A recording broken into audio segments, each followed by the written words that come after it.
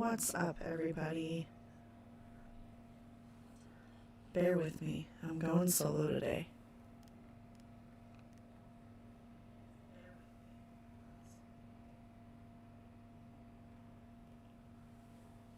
And there's a terrible echo. Okay, hold on.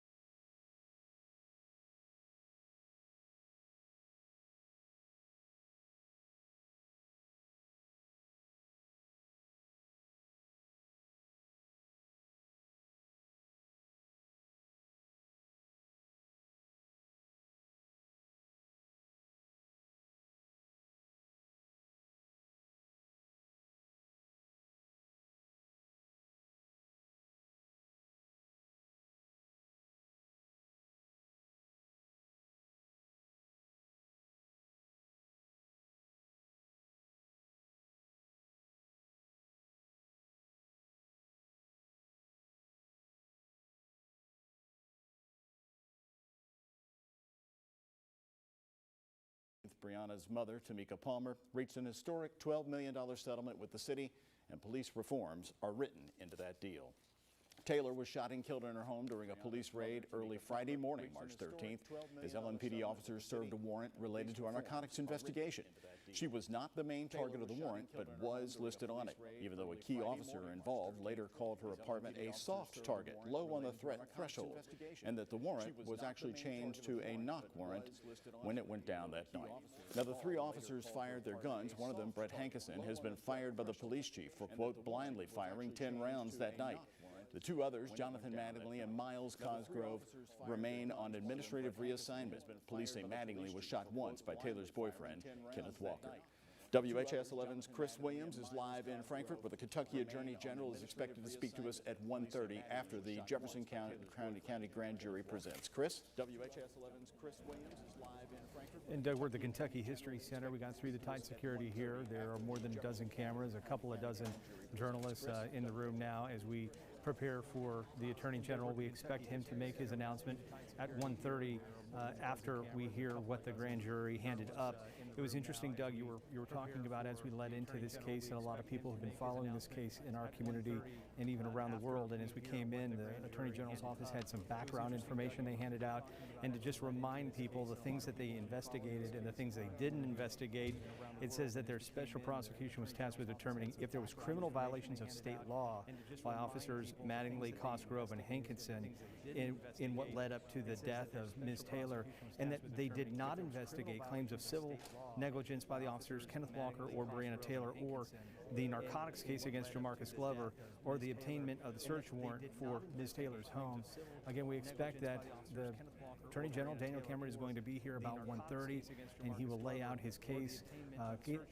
Doug, they've shut down the streets around the Kentucky History Center here in Frankfort as they led up to this. Security is very tight as many people anxiously await what this grand jury has to say. Doug? Just real quickly, I find it interesting what you're just reporting there, that they did not investigate the obtainment of the search warrants. There have been questions on whether the search warrants were valid based on the information placed in front of them. We had hoped to maybe hear something about that today. Could that be falling under maybe the civil rights investigation by the FBI? Yeah, and it says that they did not investigate the narcotics case against Jamarcus Glover or the obtainment of the search warrant for Ms. Taylor's home.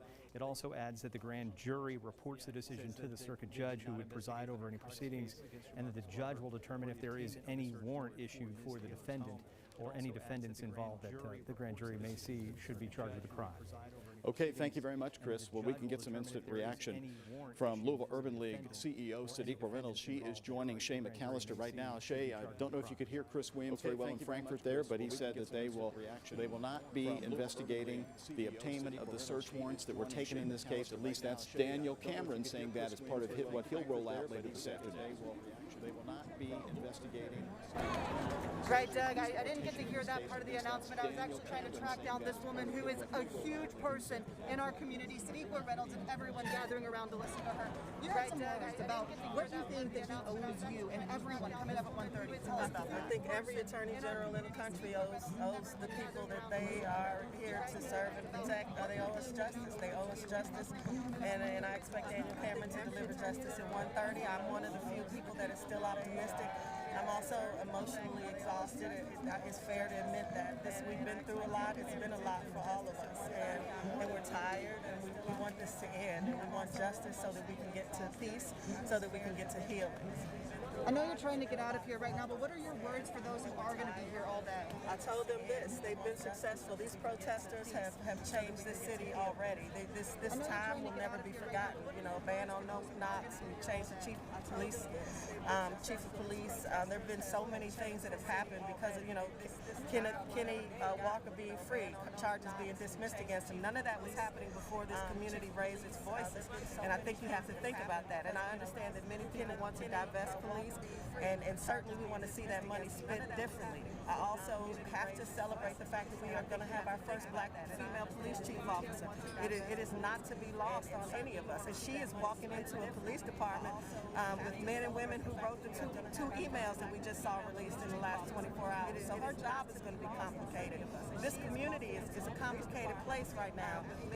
And what I want for these people who have sacrificed their time, their lives, they were willing certainly, and their bodies, I want them to be okay. I want to get beyond where we are today, get justice, and be able to move us forward. I want us to focus on bigger things, not just this police reform is huge, but we also have to do what they've said do, focus on affordable housing. Some people could spend the night in this park because they had no other place to be. We need to talk about that. We have to talk about closing this achievement gap. The nickel and dime money that we're getting, telling people that we can't afford to do this and that when it comes to our children is wrong. I mean, we've got to deal with these issues. This is about the bigger justice. This is about complete justice. So I want people to stay focused and to live to fight another day. I'm worried about all of these barriers. I'm concerned that the U.S. Attorney has some information that he has not told us about. I don't just work downtown, I live downtown. So if somebody knows that there are people coming here to hurt us, then I want to know about that. Because I have 2 children that I left at home to come here. I want to make sure we're okay. So what is the threat to this city? It's not these people who have been peacefully protesting. And I have been out here since the first night, and I saw the aggression that police met us with, tear gas and pepper balls, and then there was aggression from the crowd. So I'm just hoping that Louisville can find it in its heart to deliver justice and then peace and then healing so that we can go forward as a community together. And I want to say, racially, we are not as divided as some would think. This has been the most integrated protest, I think. I mean, people of every race and persuasion have been here with us. So we are just right on the cusp of real change in this city, and we must stay focused. We must stay focused beyond 1:30 this afternoon. God bless Tamika Palmer. God bless her family. I cannot imagine the anxiety of a mother who has lost her child. And so I pray for Louisville today. My heart is full, and I pray for our leaders that they will just make space for people to grieve. Just make space for people to grieve. I gotta go. All right, thanks, Sadiqa. Thanks, Doug. We're going to send it back to you. Okay, Shea, thank you very much. Talking with Sadiqa Reynolds, CEO of the Louisville Urban League. Now, here's what's coming up. You're just a few minutes away from seeing the live Jefferson County Grand Jury report on the Breonna Taylor case that will be presented to Jefferson County Circuit Court Judge Annie O'Connell. That's coming up at 1:15, and we will carry that live at 1:15, and then at 1:30, the Kentucky Attorney General Daniel Cameron will be presenting his findings on the grand jury investigation as well. That's at 1:30 from the Kentucky History Center in Frankfort.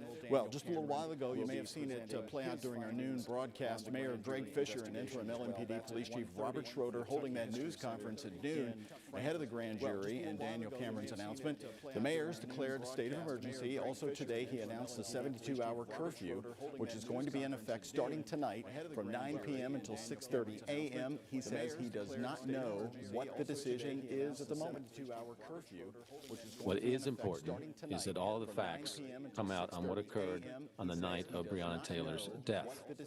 And no matter what Attorney General Cameron announces, I urge everyone to commit once again to a peaceful, lawful response like we've seen for the majority of the past 4 months. I urge everyone to commit once again. LMPD has restricted access into downtown Louisville, as you may know, specifically around Jefferson Square Park. Chief Schroeder says LMPD will be joined by state, local. LMPD has restricted access into downtown Louisville, as you may know, specifically around Jefferson Square Park. Chief Schroeder says LMPD will be joined by state, local. LMPD has restricted access into downtown Louisville, as you may know, specifically around Jefferson Square Park. Chief Schroeder says LMPD will be joined by state, local. LMPD has restricted access into downtown Louisville, as you may know, specifically around Jefferson Square Park. Chief Schroeder says LMPD will be joined by state, local.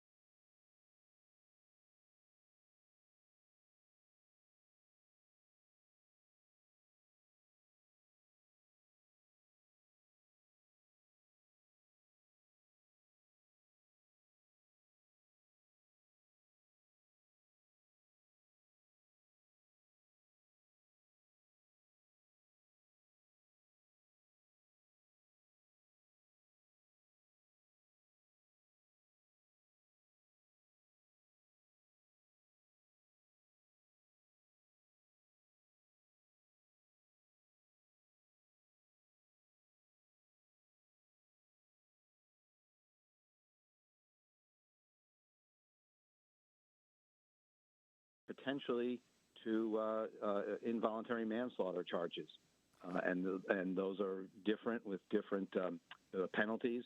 But I think that's what we should be looking for, with also the possibility of no indictment at all, no charges. You're talking there about the 4 degrees of homicide charges. There's a range there. Could you spell those out for us?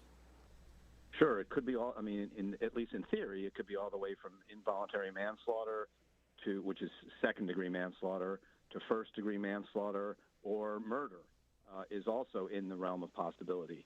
I guess there also could be reckless homicide. So those are obviously the murder charge would be the most serious. I frankly don't think that's on the table as a serious possibility. I think most likely, if there is a homicide charge in there, it would be second-degree manslaughter, which carries a penalty of potentially 5 to 10 years in prison. Okay, and of course, during the settlement news conference, we actually heard one of the attorneys there for the Breonna Taylor estate there actually specifically mentioned they want at minimum second-degree manslaughter charges. But again, we don't know what the findings are going to be. Sam, the 12 grand jurors could also consider the charge of wanton endangerment. They could, and that's a Class D felony, which carries a penalty of potentially 1 to 5 years. And that would be odd. I think if that is where we end up, that one of the questions we'd have to ask is, if they found wantonness, or at least probable cause to believe that one or more of the officers acted wantonly, why wouldn't they have found second-degree manslaughter, which also includes wantonness as its key element? So that would be an important question to ask. If we have wanton endangerment, and only that, what was the reason why it did not also include manslaughter charges based on the idea that that wanton conduct resulted in Breonna Taylor's death? You early on, months ago, said it would be very difficult to place any serious charges against police officers, and why is that? Well, the history is not an optimistic one for prosecutors trying to prosecute police officers for actions they take while on the line of duty. Juries tend to be very sympathetic, and they tend to see police officers, at least some jurors do, as taking on a dangerous job, a risky job, and they are not very eager to punish them for even what seems like obvious misconduct. And as a result, prosecutors get very reluctant to bring those cases knowing that they will have to convince the jury unanimously and knowing that they have to prove any charges beyond a reasonable doubt. And in a case like this, you have no video evidence that might prove something so that the jurors can really see with their own two eyes. So for all of those reasons, it's a tough case. Sam, we are probably just moments away now from going to the grand jury. I'm going to wrap up my conversation with you real quickly, just with a simple question. In the end, if there are indictments, will we have a trial? Well, most of the time we end up with plea bargains in any criminal investigation. So I would think that if there are indictments, the most likely outcome is that it does not end up going to trial, but it certainly could. Okay. Sam Markison, U of L Law School professor. He will be one of our experts we'll be talking to after the announcement. Again, the grand jury presentation coming up in a minute. First, I want to check in with Sinait Gavrigagadis, who's been so close to the family during this for the last several months. Sinait? Well, yeah, Doug, just a little while ago, I spoke with the original attorneys who were representing Breonna Taylor's family before they reached a civil settlement in this case. They tell me, Launita Baker and Sam Aguilar, they tell me they will hold a news conference after we learn the findings from the grand jury and after Daniel Cameron makes an announcement. They say it's going to be in Louisville, and they will let us know as soon as they come up with a plan. And of course, we're right across Jefferson Square Park, the epicenter of the protest. Adrian, man, thank you so much for that super chat, brother. Bro fist. One of the locations, along with City Hall, where the family has held their own demonstrations and protests. And of course, one of the largest events happened here, Breonna Taylor's 27th birthday, where the city came out and where we started seeing more people stand in solidarity with them. And again, Doug, the family says they will hold a news conference. They will share their thoughts. We don't know if all the family members will be there, but we know their representatives will be there to share comments and to share how they're feeling after the findings come out. And of course, they've been waiting for justice. This moment is something that everyone has been waiting. It has caused the city to shut down. It has brought the family together with their supporters. National social justice groups have came down here. So we will be there, Doug, when the family makes that happen, and we'll be sure to bring you more. Well, Sinait, before you leave, set the stage for me in the square there. How are people watching this announcement? Is everybody on their phones? I know in the past they've brought big screen televisions out there. What are you seeing around you? Yeah, well, let me show you a live look right now. This is Jefferson Square Park, and things are pretty calm. Obviously, downtown is shut down. The streets are closed. No cars can go through here, no traffic, but they're all surrounded. We heard messages about people saying they want to see justice and how they're not going to stop here if there are no criminal charges and if they don't see what they've been demanding for months. We saw Until Freedom recently just say they will continue to spread the message around the world, not just across the country like we've been seeing happen these last couple of months, but they will spread the message. They are not announcing their plans and what that may look like, but they made it very clear that they will be back and they will try to find ways to bring justice for the family who's been trying to bring this story out of the shadows for almost 7 months now. October 13th will mark the 7th month mark since Breonna Taylor was shot and killed in her apartment, and they made it very clear they're going to continue organizing and demonstrating. But right now, things are very calm. People are just on their phones, they're taking pictures, they're sharing messages, and they're just hoping for the best. Okay, Sinait, thank you very much joining our team in Jefferson Square, where a large and growing group has just been standing around, very peaceful in Jefferson Square right now. Let's show you the live picture there from the Jefferson County Grand Jury getting ready to present. Okay, they are not up just yet. Scheduled to start at 1:15, so we're just a couple of minutes away from that. You're going to see it here live. Let's go through the timeline of the case as we lead up to the grand jury decision here. This case actually goes back to March 12th. When Judge Mary Shaw signed off on 5 warrants as part of a large narcotics investigation underway in the city. I think for now we're good. Including one for Breonna Taylor's apartment. Okay, can we go live now to the grand jury? Is that what I'm being told? Members of the grand jury sitting in Jefferson County in the month of September. I also have with me today a representative of the Office of the Attorney General, our court administrator. For the information of the public and anyone observing who's not familiar with the process, once the report is received from the grand jury, if there are any indictments, I will ask the foreperson to randomly select a number. The case will then be assigned to the courtroom or division that corresponds with the number that has been selected by the foreperson, and the courtroom will, that case or those cases will then proceed in those courtrooms assigned for further proceedings. The indictment itself, that is to say the charging document in this case, will be transmitted to the Jefferson County Clerk's Office. It will be recorded and made publicly available through that office. And so I will begin the report of the Jefferson County Grand Jury. In the matter of Commonwealth of Kentucky versus Brett Hankison, the Jefferson County Grand Jury charges as follows. Count 1, wanton endangerment in the first degree. On or about March 13th, 2020 in Jefferson County, Kentucky, the above named defendant, Brett Hankison, committed the offense of wanton endangerment in the first degree when, under circumstances manifesting extreme indifference to human life, he wantonly shot a gun, into the apartment occupied by initials CE. Count 2, wanton endangerment in the first degree. On or about March 13th, 2020 in Jefferson County, Kentucky, the above named defendant, Brett Hankison, committed the offense of wanton endangerment in the first degree when, under circumstances manifesting extreme indifference to human life, he wantonly shot a gun into the apartment occupied by initials CN. Count 3, wanton endangerment in the first degree.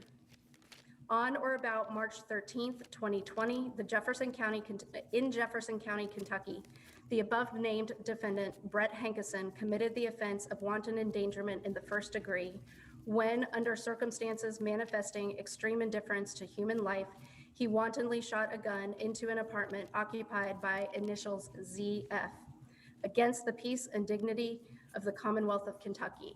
Mr. Foreperson, is that the decision of the grand jury? Yes, sir. Thank you. Sir, if you would please randomly select a number. Megan, this goes back to the chief's firing letter. Division 13. Division 13. Thank you, sir.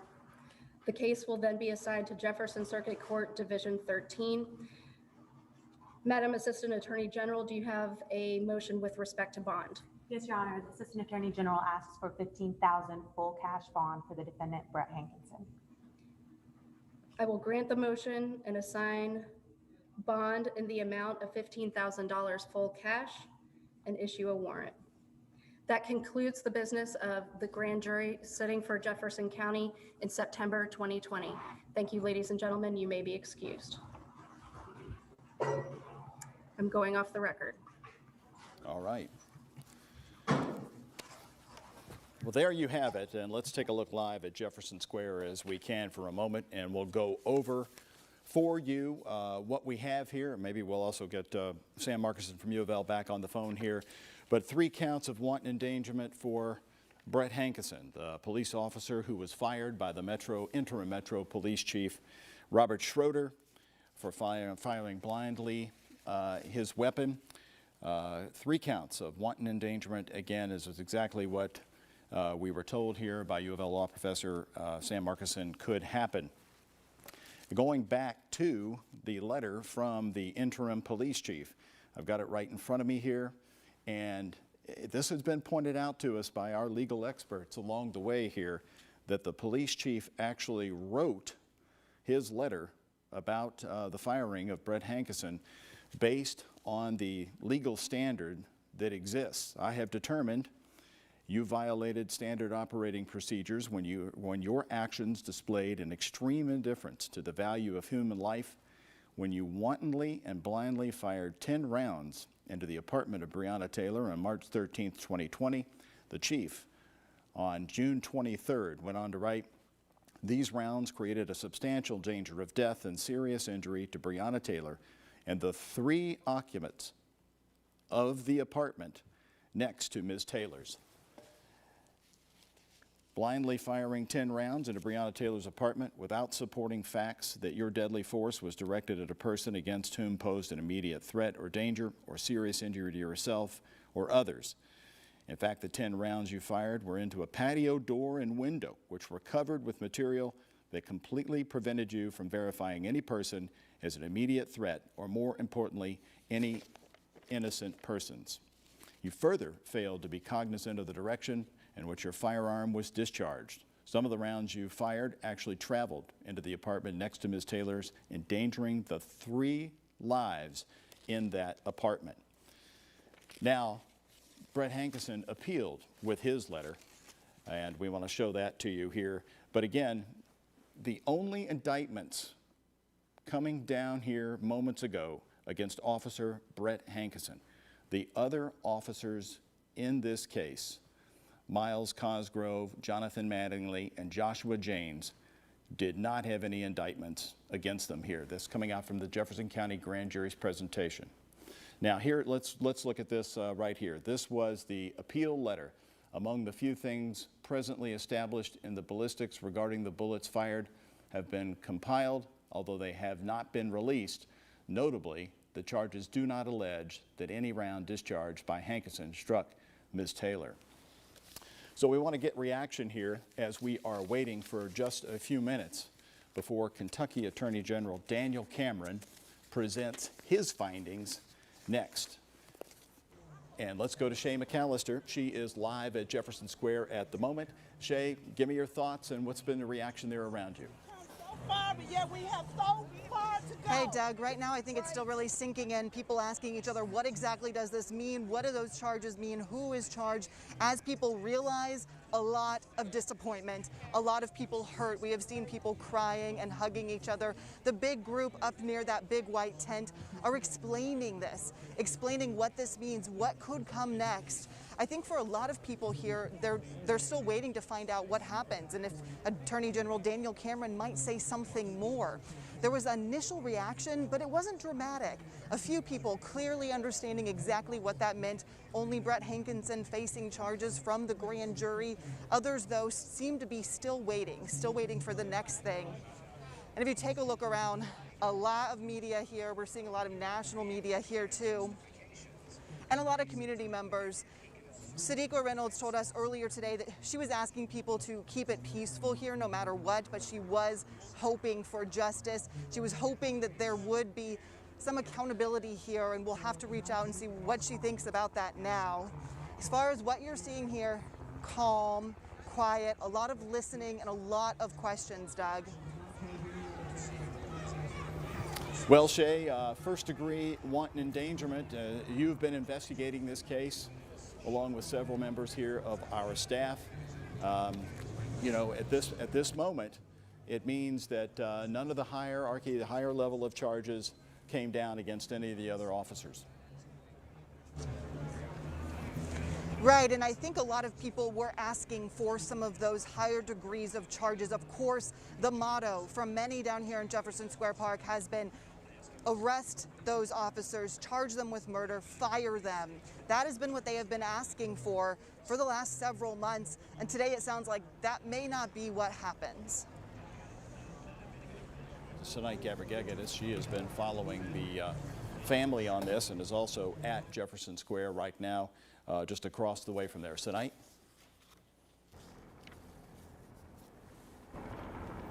Well, yeah, Doug, I reached out to the family's original attorneys against Sam Aguiar and Launita Baker. I haven't heard back yet, but before that indictment was announced, they said they will hold a news conference in Louisville, but they're waiting until Daniel Cameron makes his announcement. Of course, we're expecting that here soon. And this is what they've been demanding: murder charges for all of the officers. So we will Megan, be here waiting to hear their response. And the mother has been demanding murder charges for all the officers. And Doug, I'm going to send it back to you now. Okay, thank you very much, Tonight. As we listen to the indictments, first-degree wanton endangerment coming down for Brett Hankison, it is clear that they were naming the other apartments around Breonna Taylor's apartment there, which is on the first floor. And Hankison, of course, was it is clear fired by the police chief because he was firing blindly into the other apartments there and also into Breonna Taylor's apartment. But it appears these wanton endangerment charges, because as you heard the grand jury foreman give initials of the other residents living around Breonna Taylor's apartment there, So it seems to me that that was, and we do have some since some previous interview here since taking on the case in May. Attorney General Daniel Cameron has promised a fair and independent investigation, often asking for patience from those who have criticized the time it's taken to get to today's decision. And here's what he told our Chris Williams back on July 17th. A team of dedicated prosecutors and investigators are looking at this. We put blinders on as it relates to any of the outside criticism that we might get. At the end of the day, you recognize that in a free society, there's going to be criticism in public life. I understand that. I accept that. We will not be deterred from getting to the truth of this matter. Again, recognize the passions that are involved in this case, and that is why it's so incredibly important that we get to the truth at the end of the day. Just before that interview on July 14th, protesters marched to Cameron's East End home and they held a demonstration on his lawn. 87 were arrested on several charges, including a felony of intimidating a participant in a legal process. The Jefferson County attorney later dropped that felony charge. Now we have reaction coming in to people who were just listening to the Jefferson County grand jury.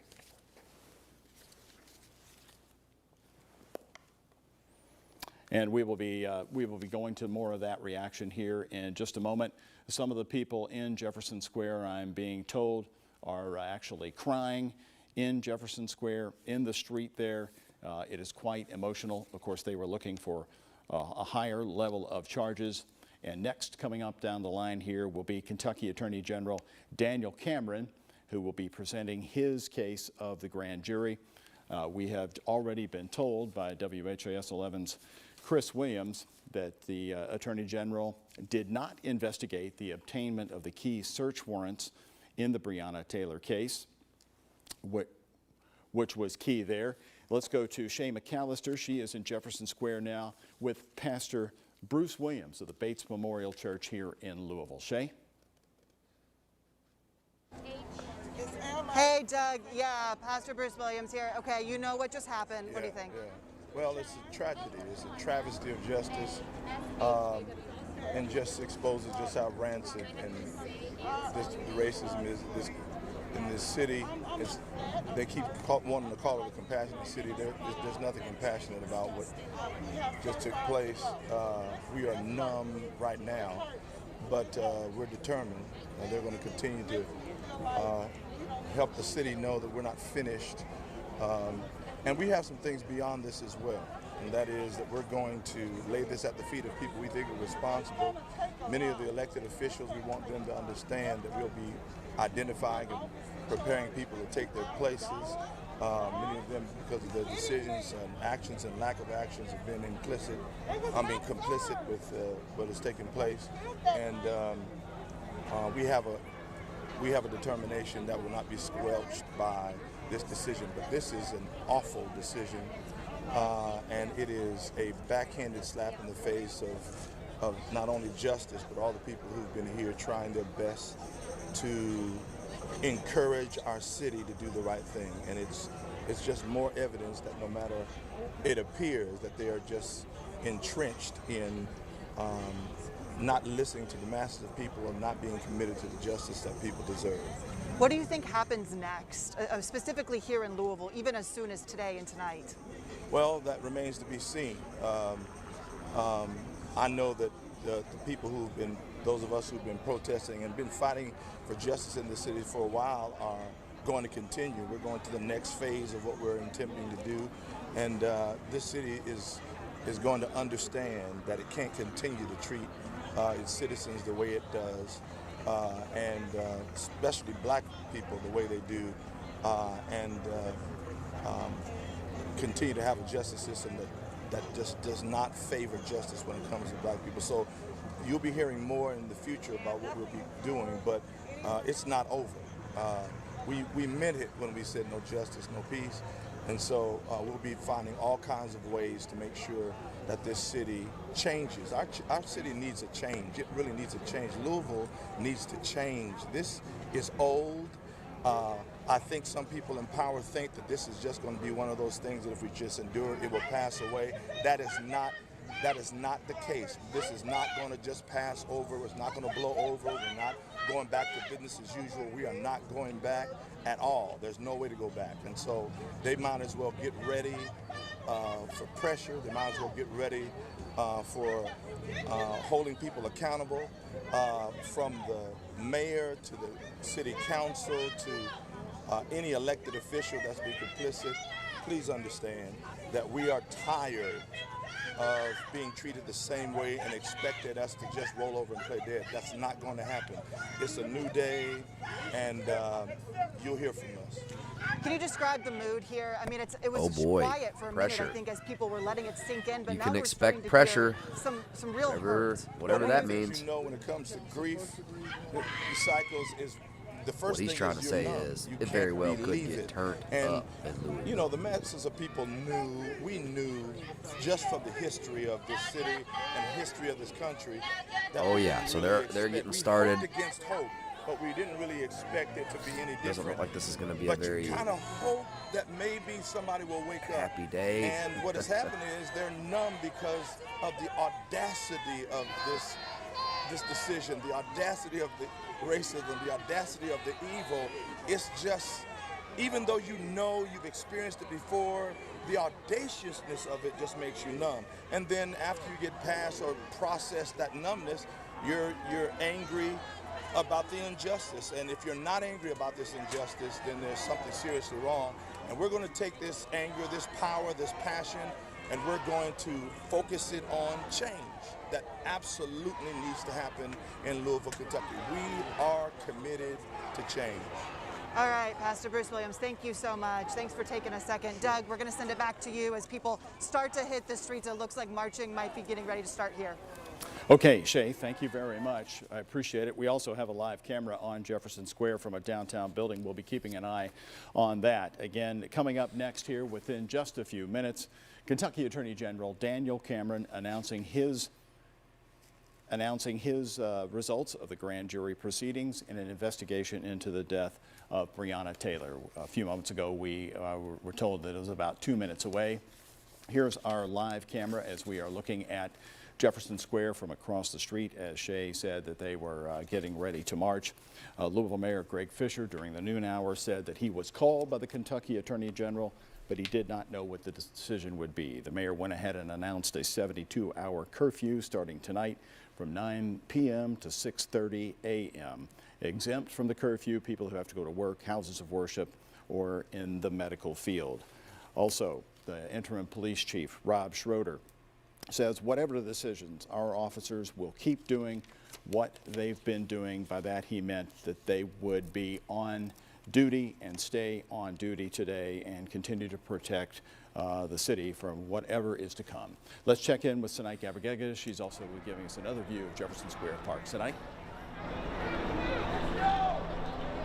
Yeah, Doug, there's a lot of emotions right now at Jefferson Square Park. We just heard people saying this is not over. They will continue to charge the cops that killed Breonna Taylor. Here again, the outrage and the frustration right now after that indictment was announced only for Brett Hinkison. And I do want to talk about professor of law, University of Louisville professor of law, Sam Markison.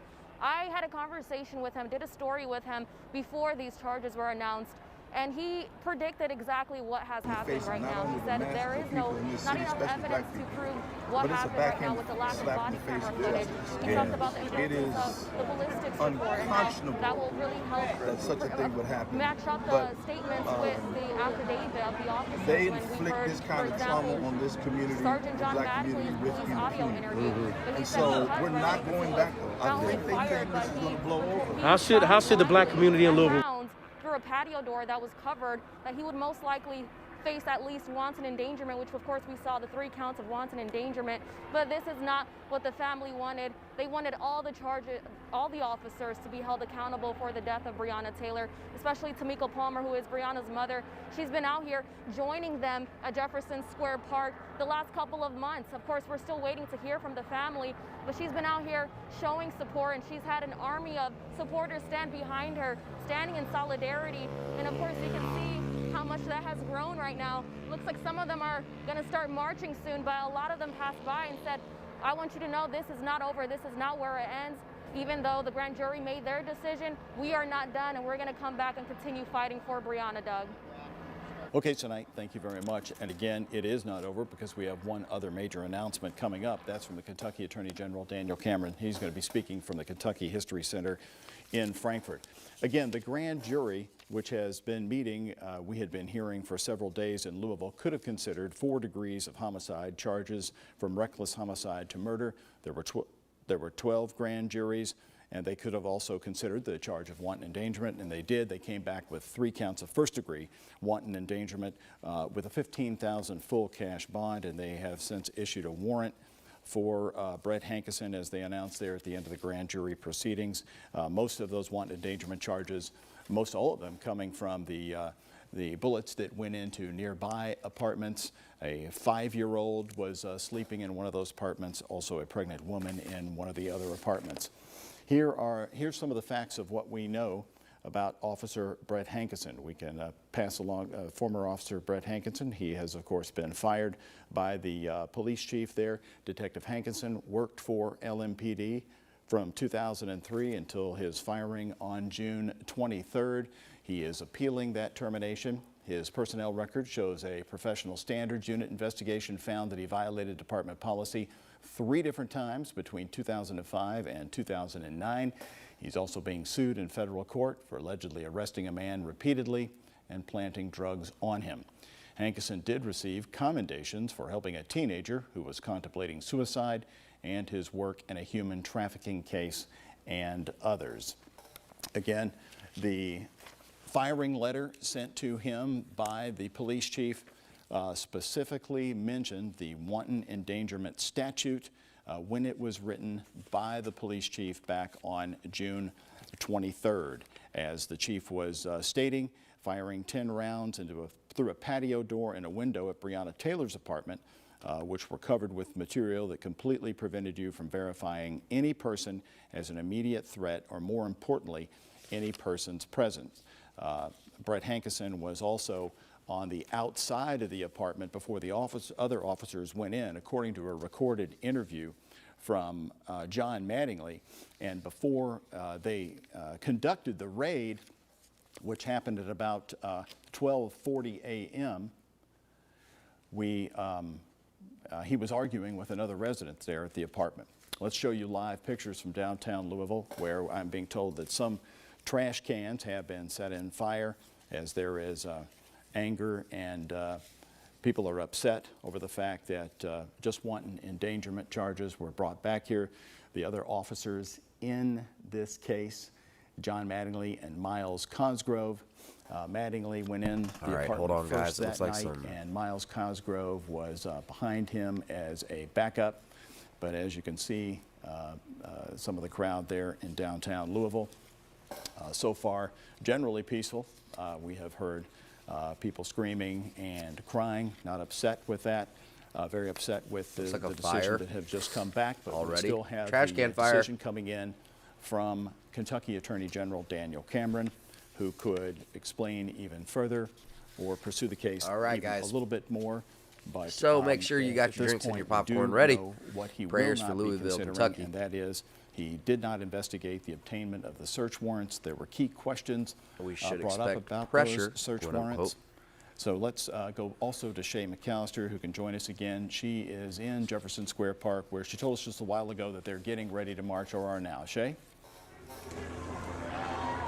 Hey, Doug. Yeah, several dozen now marching right down here. We just passed Ali, and it sounds like this is what's happening now. They're encouraging everyone to get into the streets. They're encouraging everyone to speak out. They're saying the time to talk is done. Now it's action.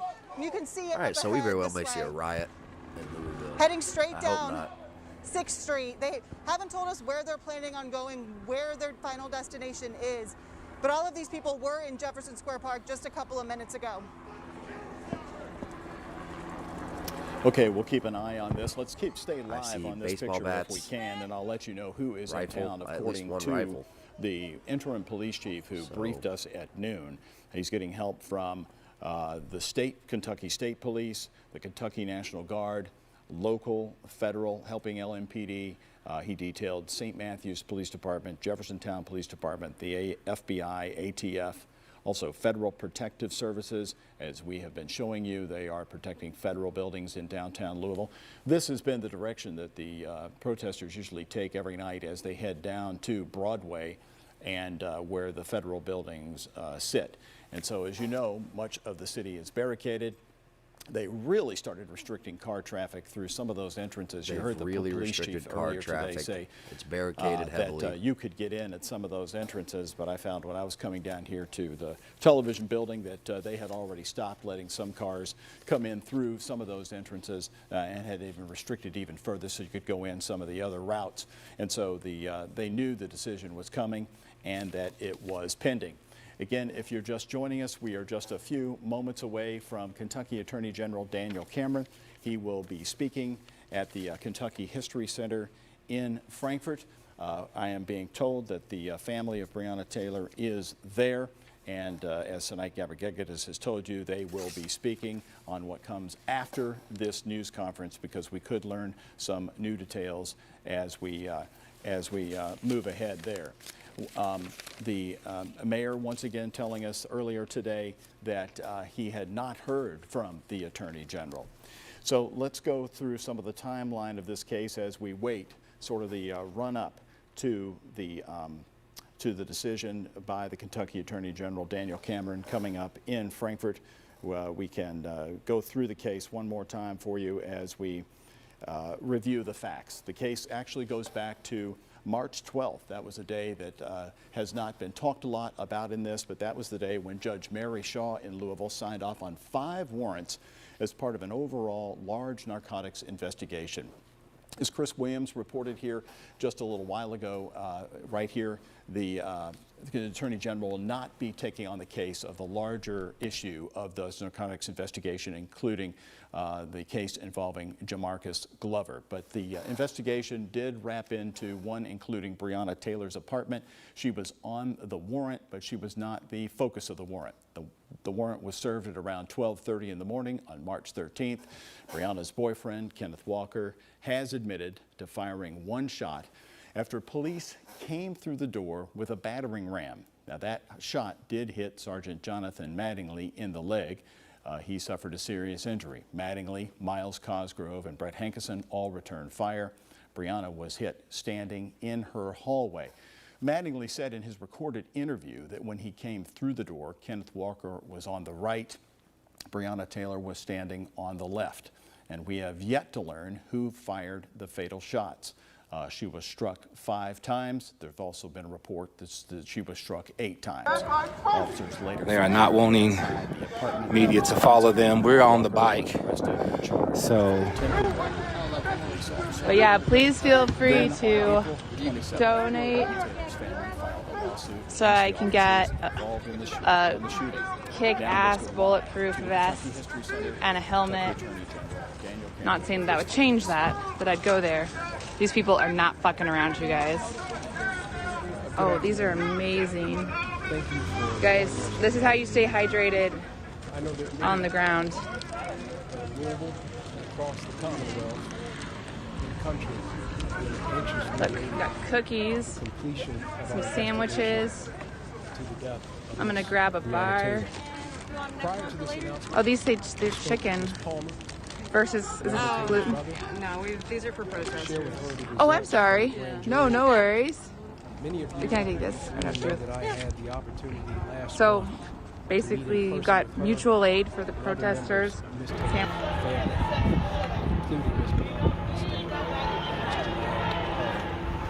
want to once again express condolences. Every day, this family wakes up to the realization you can't stop the revolution! I still cannot believe this bullshit, man.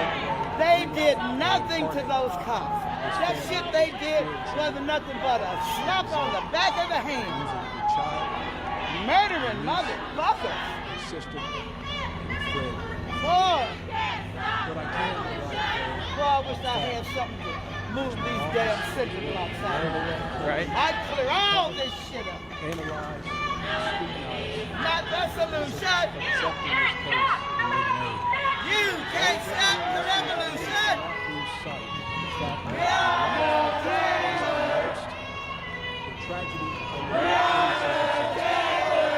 The decision before my office as the state prosecutor is not to decide whether the loss is taken life is tragic. The answer to that question is yes.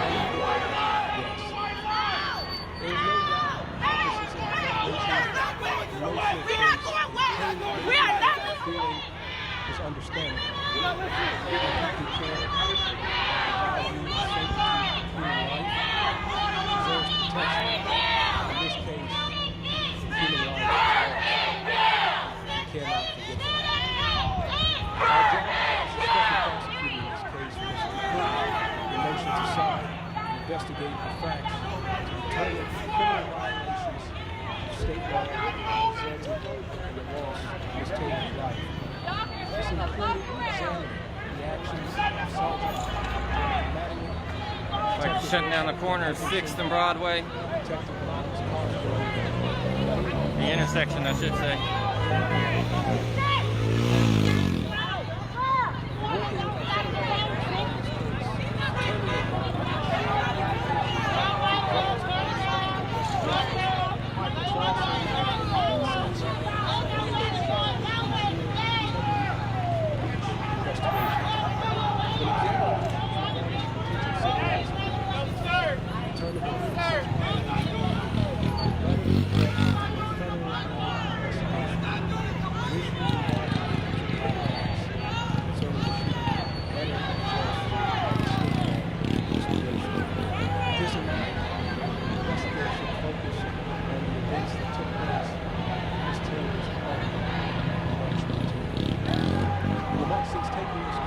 Guys, I'm going to put you on tripod for just a moment while I get some gear on. Bear with me just a moment.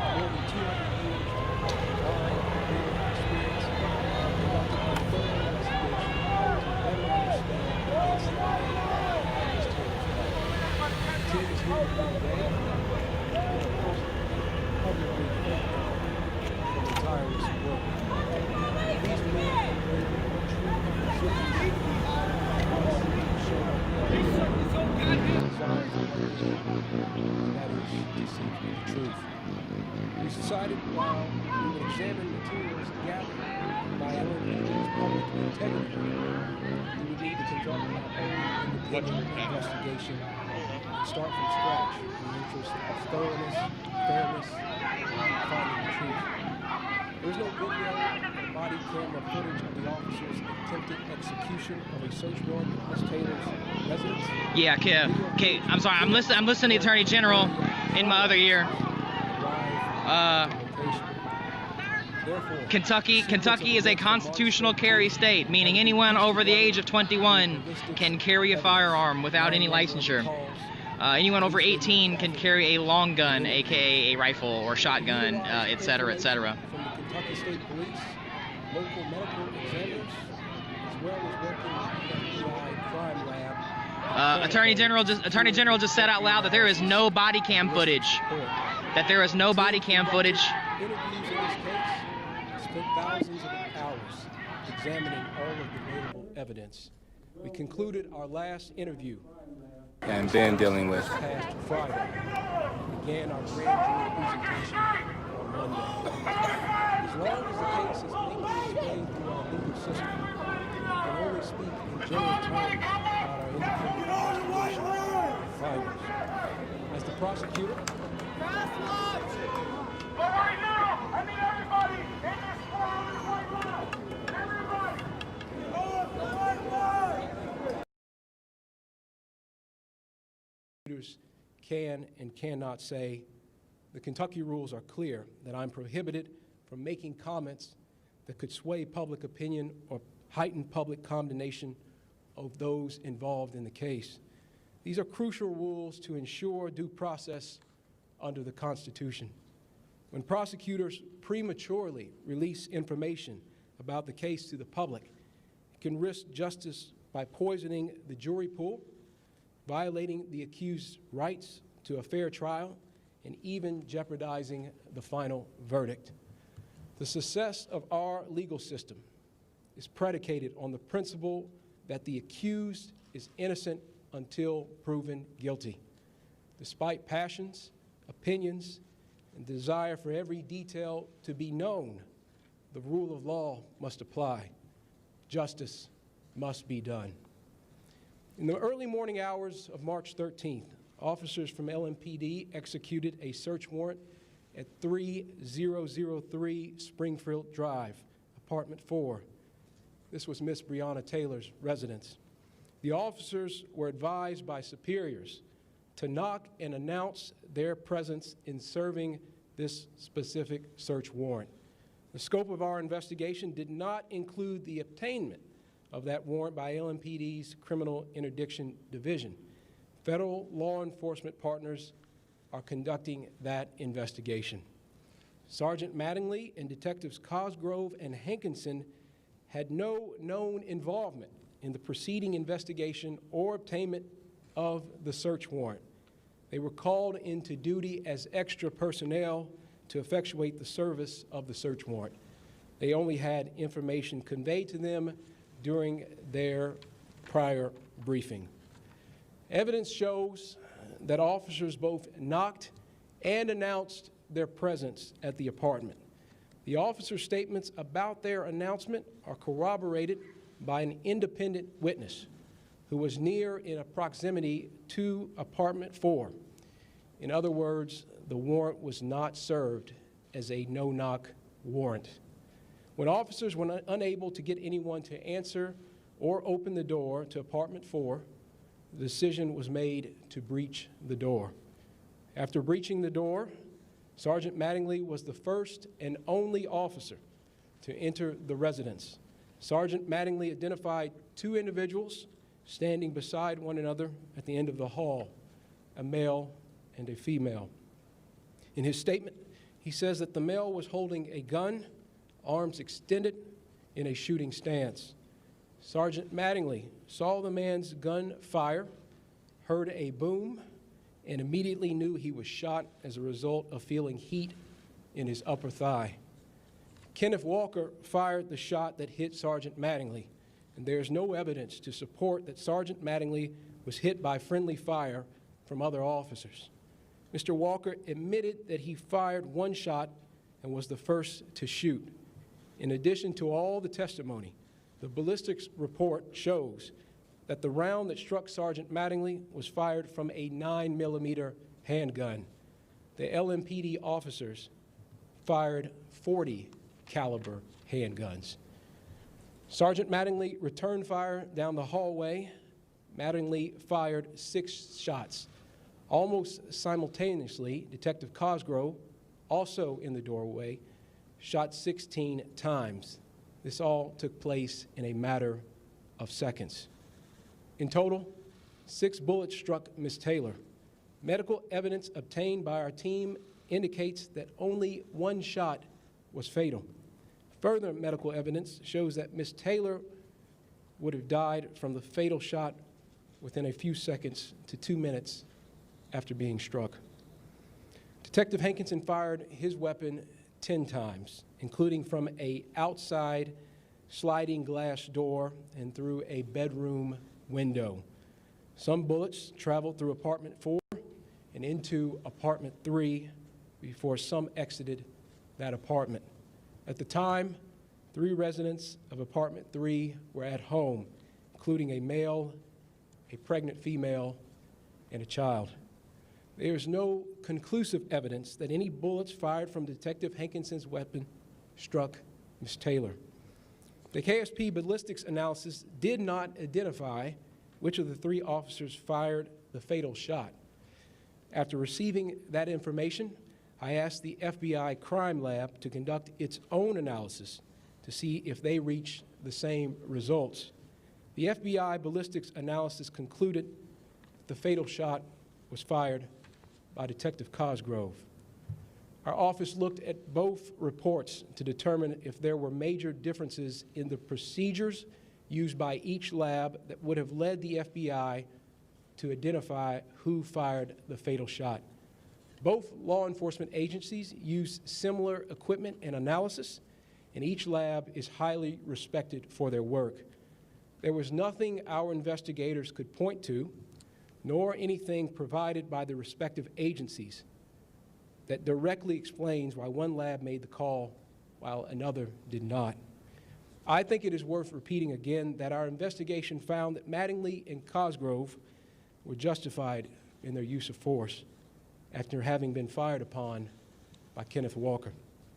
Secondary to this justification, the KSP and FBI ballistics analysis reached different conclusions, creating a reasonable doubt in the evidence about who fired the fatal shot. I certainly understand the public's desire for answers, and many have questioned the length of the investigation.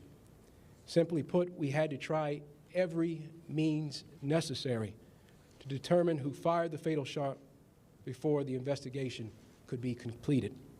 With a thorough and complete knowledge of all evidence collected in this case, lawyers with our Office of Special Prosecutions presented the findings of our independent investigation before a grand jury comprised of Jefferson County residents beginning on Monday and concluding today. In Fletcher v. Graham, the Kentucky Supreme Court said that the grand jury has competing but balanced functions. On the one hand, its purpose is to investigate allegations of criminal conduct and determine if there is probable cause to believe that a crime has been committed. On the other, the grand jury serves to protect the public against unfounded criminal prosecutions where probable cause is lacking. The grand jury is unique in our criminal justice system because it operates independent of the court and the prosecutor. The hallmark of the grand jury is its independence from outside influence. This independence is necessary to ensure that justice is done both for victims and for the accused. To hearing the evidence from our team of prosecutors, the grand jury returned an indictment against Detective Anderson for 3 counts of endangerment for wantonly placing the 3 individuals in front of the danger of serious physical injury or death. The charge of wanton endangerment. Hey guys, I don't want to.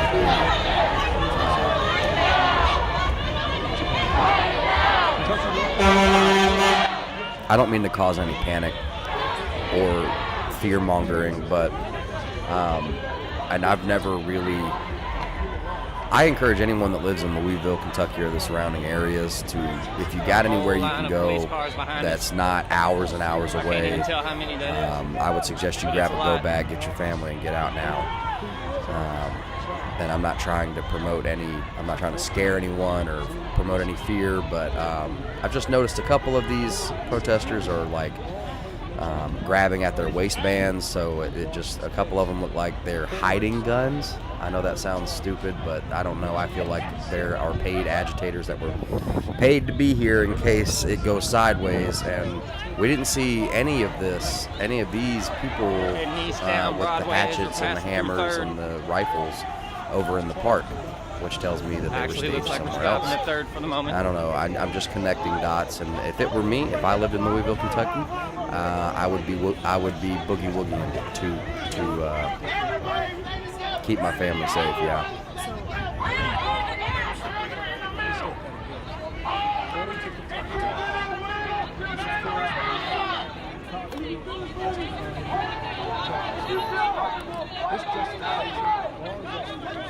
I've read that, so the wanton endangerment charge is a Class D felony and carries a penalty of 1 to 5 years in prison.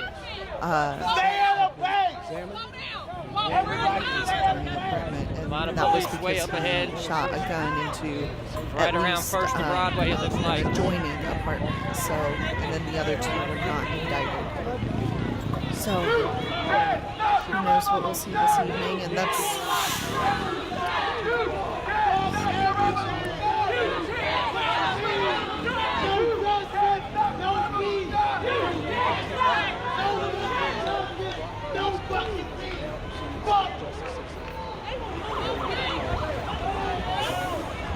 Adrian, thank you so much for the super chat. Well, this is 100%.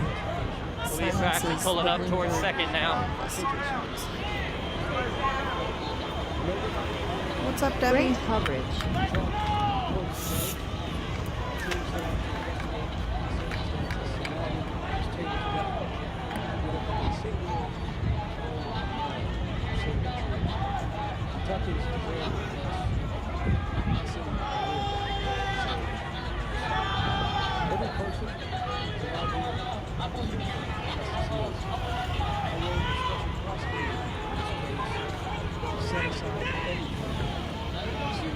Counting 11 cop cars there right now.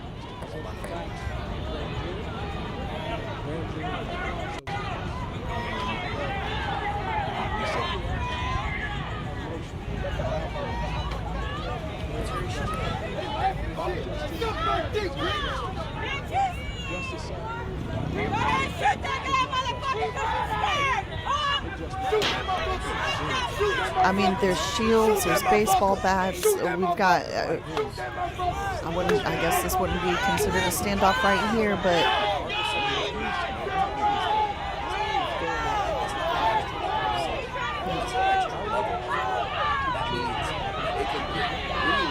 Right. Or it doesn't just affect those participating.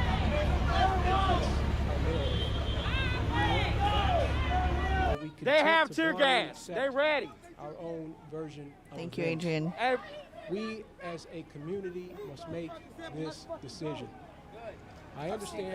Good. That is good leadership. Yeah, I believe Officer Mattingly did get off. Hold on, let me see here. Jonathan Mattingly was not indicted. Detective Miles Cosgrove was not indicted, and former Detective Brett Hankinson was indicted on 3 counts of first-degree wanton endangerment, which is a Class D felony and carries a penalty of 1 to 5 years in prison.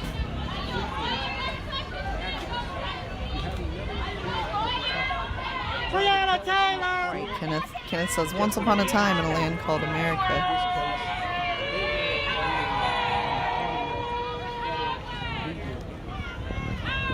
So just for discussion, what do you guys think? Do you think this was fair? 1, for a fair judgment. 2, if you think that there may have been some leniency.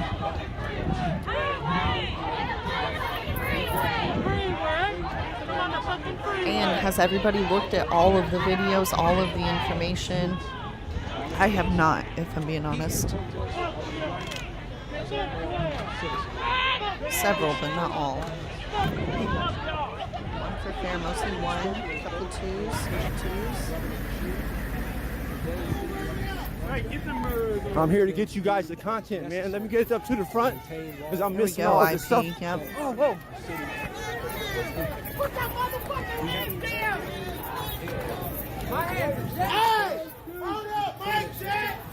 And we have military presence. Golly. Is that the National Guard? Yes, sir. So that is the National Guard, you all. We have confirmed the National Guard is here. The National Guard is here. So we'll keep going. I just wanted to show that if anybody was disputing, National Guard is here. the National Guard is here. The National Guard is here. The National Guard is here. In Kentucky. The task force will consist of a variety of stakeholders, including citizens,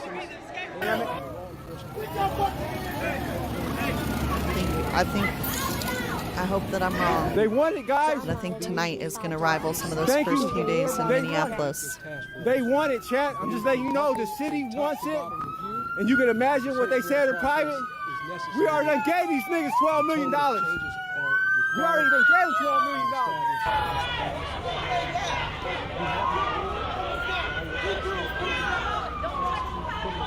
Keep going, don't stop!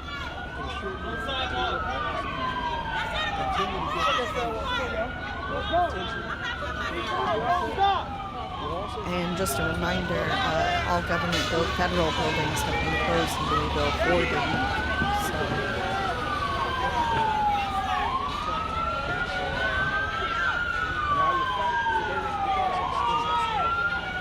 Random says his general feeling is that we are nearing the end of this chess game.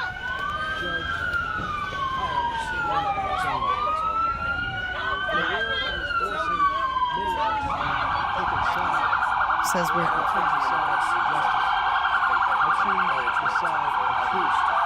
I choose the path that leads the Commonwealth forward and toward peace. Yep. We have that choice as well. And I never did look at. We should be okay with riots and destruction and violence because we're sad, because people are being emotionally manipulated. I get it. If Breonna Taylor was your neighbor, your sister, your actual cousin, you knew her, you grew up with her, but if you didn't, you've been tricked into an emotional response. Right. This is propaganda. This is based on they have been promoting propaganda. Absolutely, and I would even venture to say that at this point, Breonna Taylor's case carries more weight than Floyd's case in the hearts and minds of people.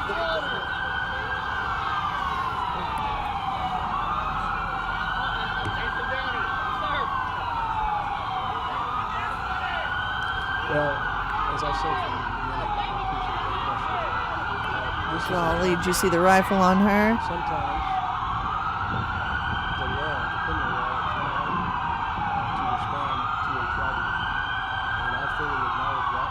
And I know many. And so I agree.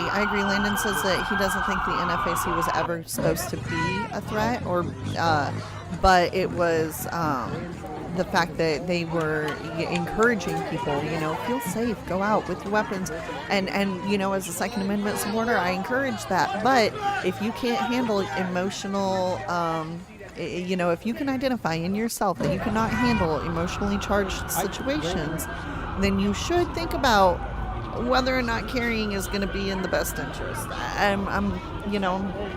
I will say is that it was I can look again here in a second, but I believe,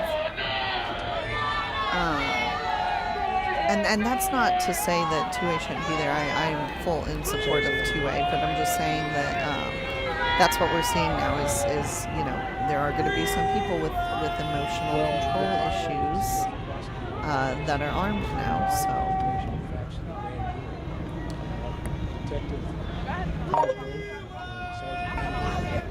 We're sitting up here at Breckenridge Street. We have vigorous self-defense laws in the state. That is something that existed prior to this case. I'll let others make judgments about it. All right, Adrian. Well, thank you.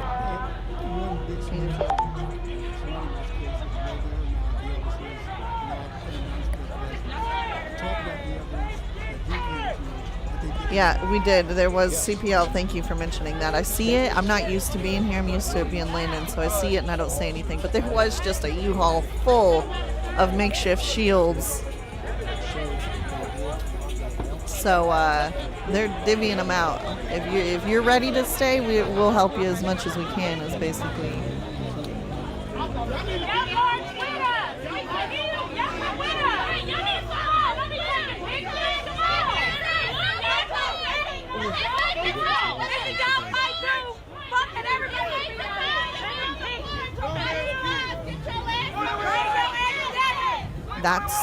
So is that why we saw $12 million to Breonna Taylor's mom and family?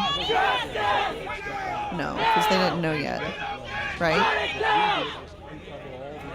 But I'm telling you, that money is, people want to talk about racism. That money is going to make poor communities in Louisville even poorer. That money is going to come out of taxpayer. I know that there's insurance. I know it's coming from all these different departments and blah, blah, blah.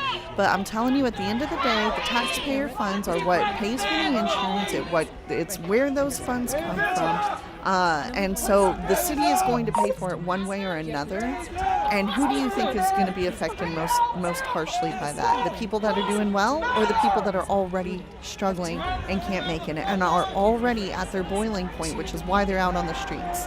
So one family that had a horrible experience is lifted up and is now, a multimillionaire, and the other families, the other people of families of color are left to deal with the consequences.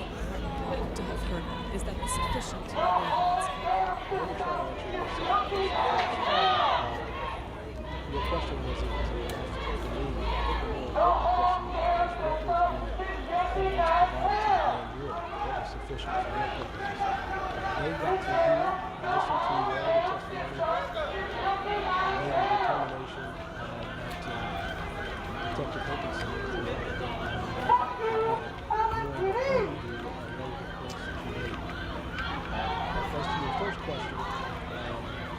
this week.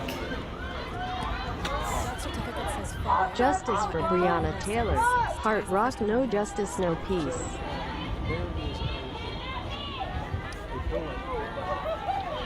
These numbers, pretty big. Give me just a sec, guys. I'm going to see if I can see any other streams going right now.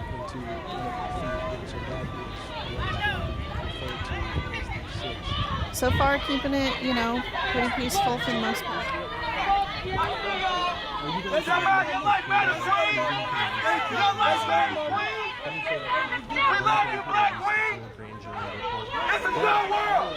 This is your world, Black Queen. We pray for you.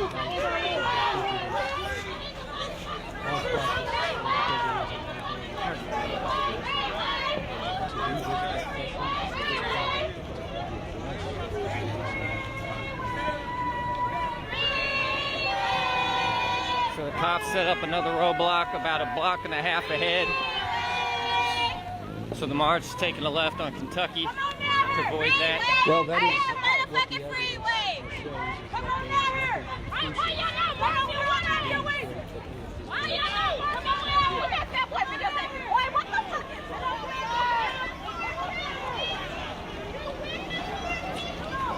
well,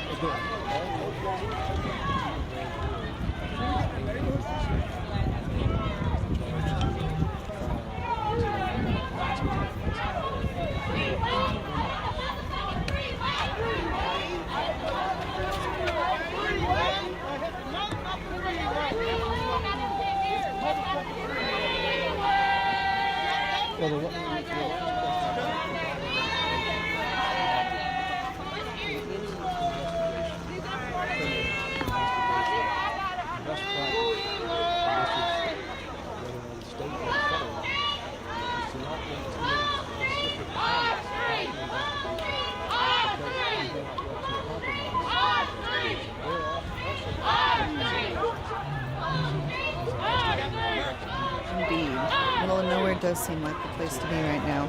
And hey guys, just a reminder, give me just a second.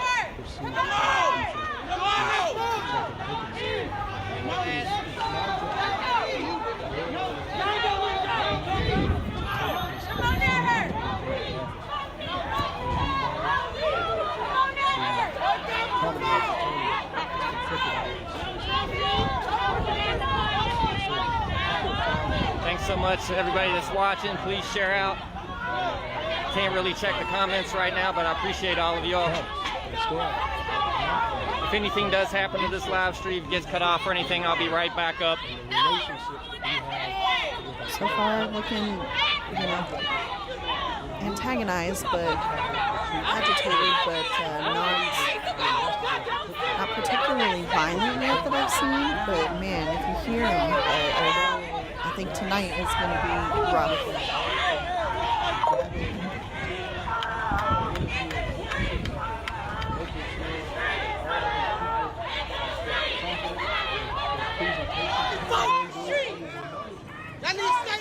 They always talk about that.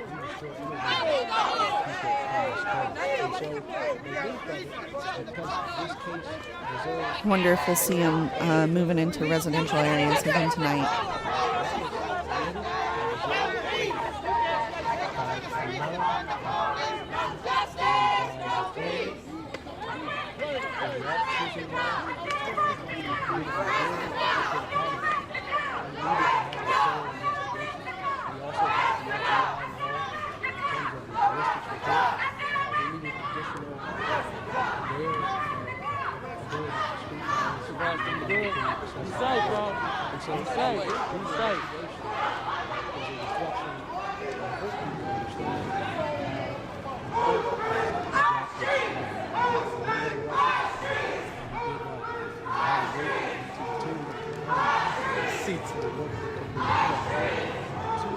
If they follow doctrine, will be suppressed before nightfall.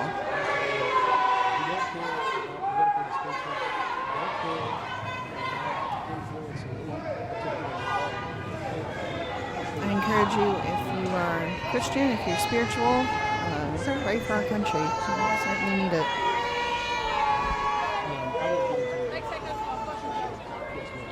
What do you say to people who say this is just for those in the marketing for justice? And what specifically do you plan to do to calm a community that's all hurting? And do you understand that anger that people might feel? I certainly understand the pain.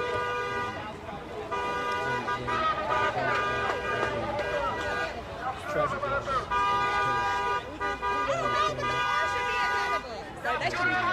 Attorney General, who is responsible for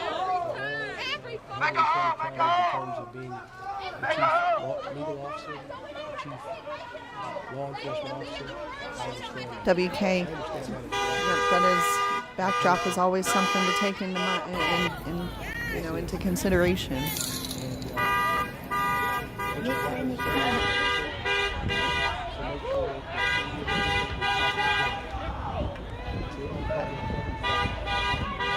What's up, Hand Banana?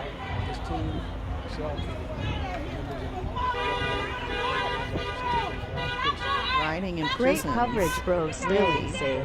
Things need to change on both sides. Justice for Breonna Taylor raised fist medium light skin tone.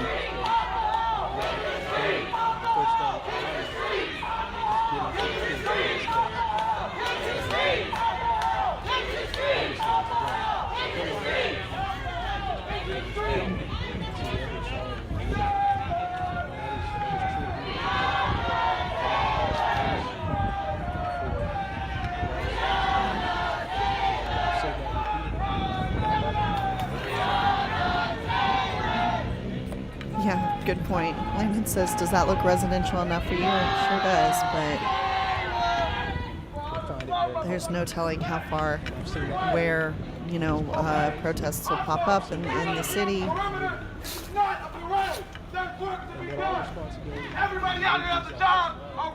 And what kind of solidarity protests we'll see in the days to come.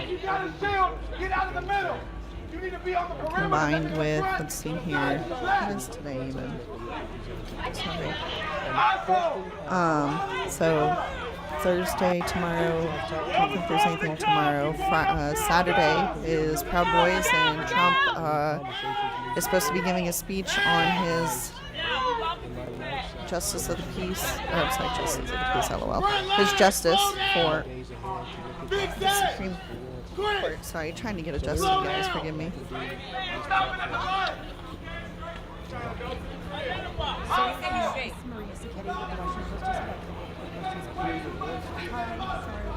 Caroline, I'm not exactly sure where they're marching to. I think just everywhere. Ross, thank you so much for that super chat. Why do peaceful protesters need ball bats? Well, to force their peace on you.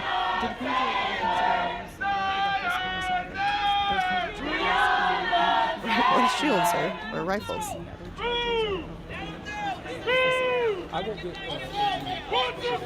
Great stream, May A.R. Louisville Sluggers of Peace, LOL. Look, I'm not, because I get it, if I were to go to a protest, I would be armed, because you never know what's going to happen. So both sides now, people have been hurt on both sides, by both sides. So both sides now feel a threat to their life by being in the area. So I understand, and some of these people probably can't pass the background check to get a weapon, and I don't mean that derogatively. I mean, everybody has, they throw, not just charges, but, stamps on people for mental issues and things like that easily, PTSD, depression, things like that. So I'm just saying, some people may not have been able to get a weapon, so they just want, or maybe they don't want to bring it to that level, they just want something to defend themselves. People are a lot more liberal with self-defense means that are not guns, and so they'll use them a little bit faster, and it's like, whoa, whoa, whoa, your skateboard will bash my head in just as badly as, this 9mm. Just as effectively, maybe, is the best word, not as badly.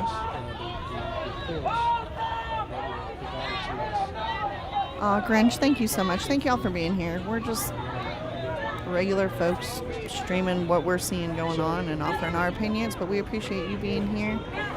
We appreciate having, friends to watch this with and bounce ideas off of. And, emotions can run high. Sometimes, you get initially very emotionally triggered by something, in the sense of, man, that's upsetting. So having a community to talk with and, to calm down with is a really, it's a blessing. So we are very thankful that you guys are here.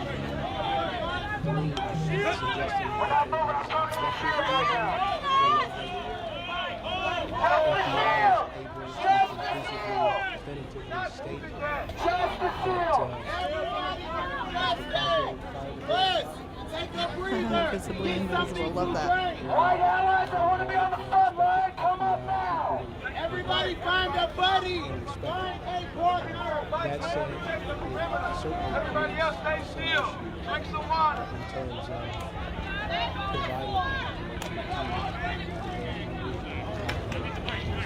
Yeah, Jules, I'm sure Get they some are. garbage bags and clean Residents up are your upset to streets say while the you're out least. there. Get some water real quick, folks.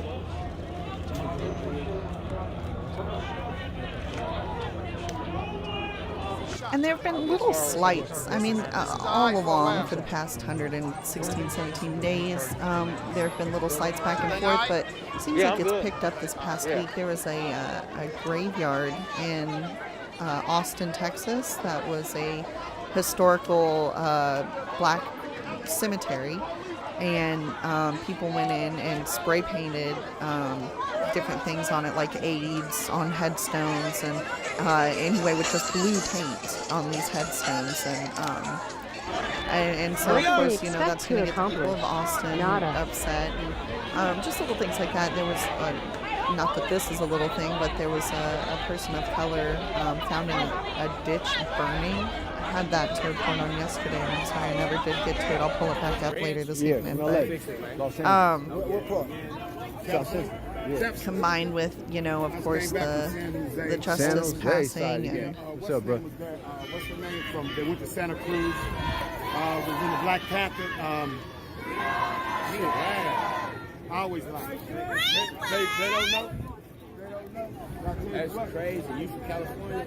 I'm from Cali Park. You see what I'm saying? Yeah, that's but what's up. we crypto over on 17th. We crypto. Right.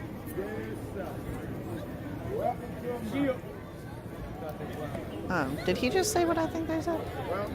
Y'all hitting the goddamn donation link so much, y'all gonna have me out here getting robbed. Y'all hitting the donation link side of the game so much, y'all gonna have me getting on the.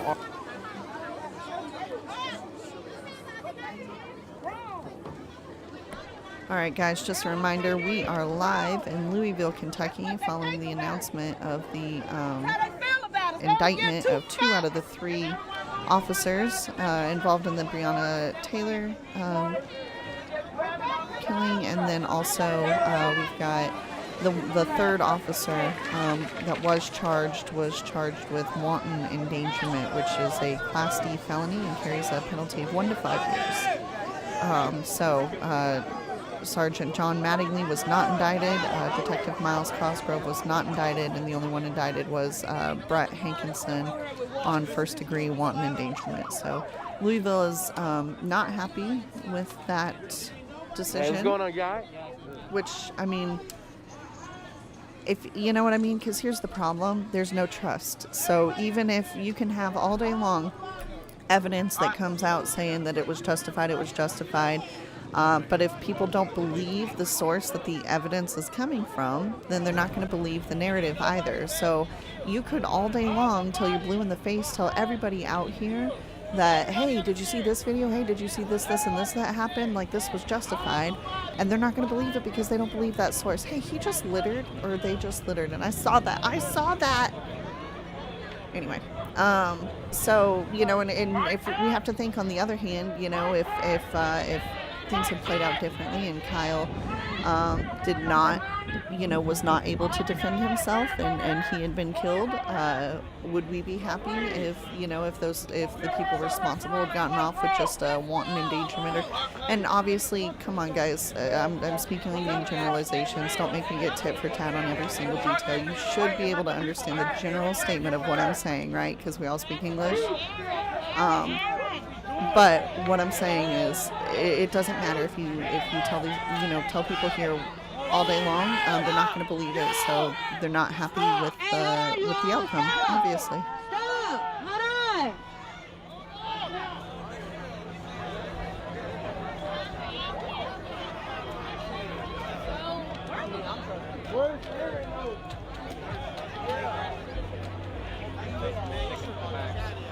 Are you basically sticking to the back? I don't really have a rhyme or reason right now. I want to ride on the car. I'm just going. How about you? I'm everywhere, but I'm trying to figure out where I can find you if I need to find you. Okay. Well. I know.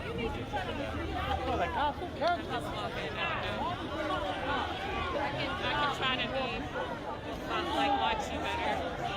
You're not feeling well, and I'm moving close around. Worst case, stick to the middle so everybody's around you. They're trying to. They start moving us around because of cars and stuff. So like.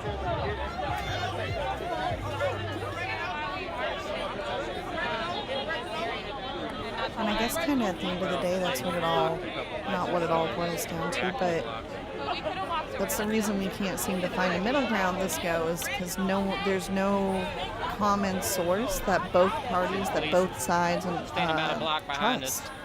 Just moving forward as we move forward. forward. I would come at you as a pro-Biden supporter and saying fact, link, and you would come at me and say biased, fact, link, and it would just repetitively, So each person has made up their own mind, and they close their mind then, and, or I shouldn't say each person, obviously, but people are closing their minds to hearing other people out because they don't trust their sources.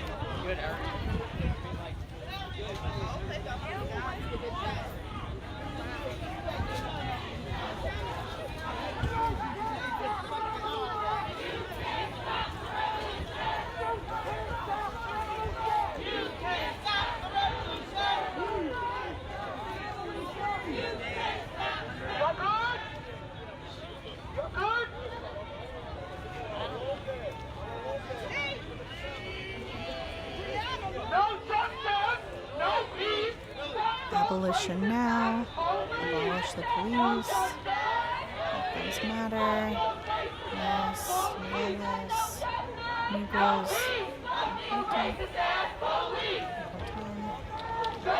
Las Vidas Negros Importan. Okay, sorry. I thought it said Las Vegas for a second.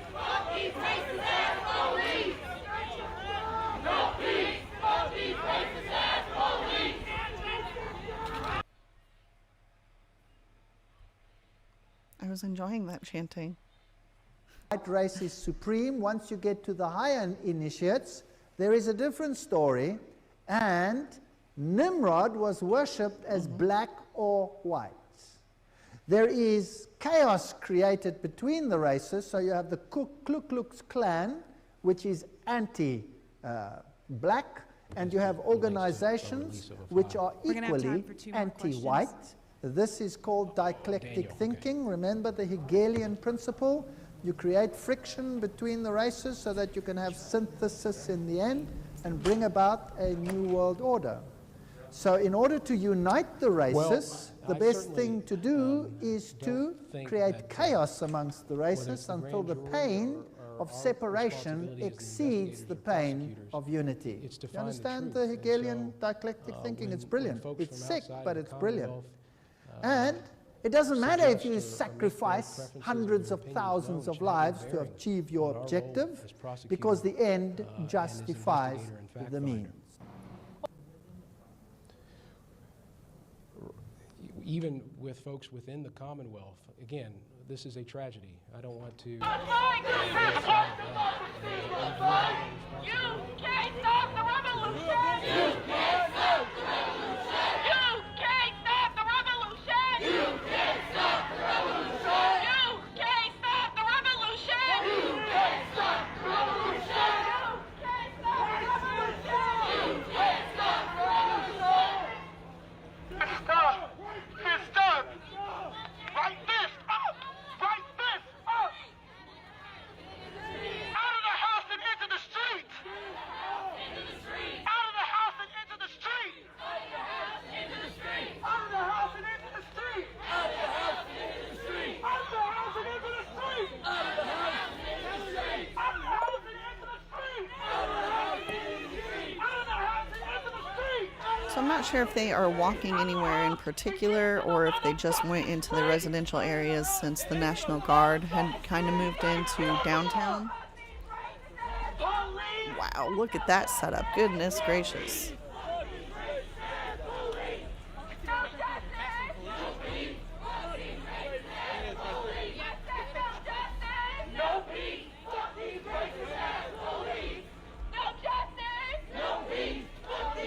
Yeah, Adrian, it's gone.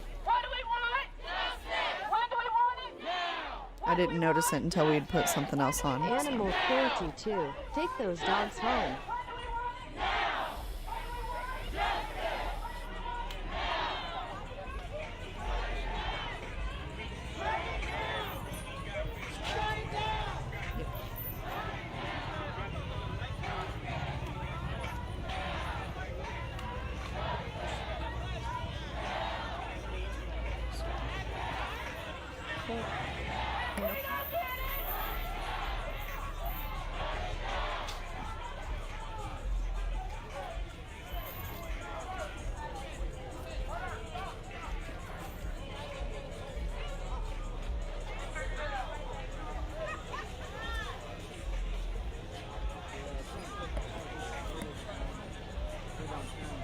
Were y'all able to hear that video Landon put up about the Hegelian dialectic?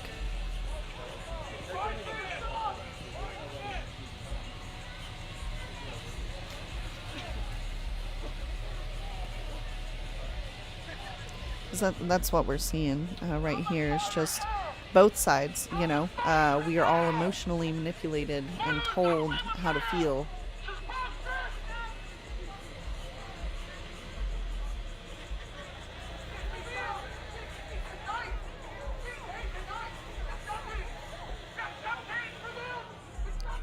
I have seen that guy in the blue sweater running, so he is fast. I'm telling you, somebody needs to hire him to run something. I don't know what, but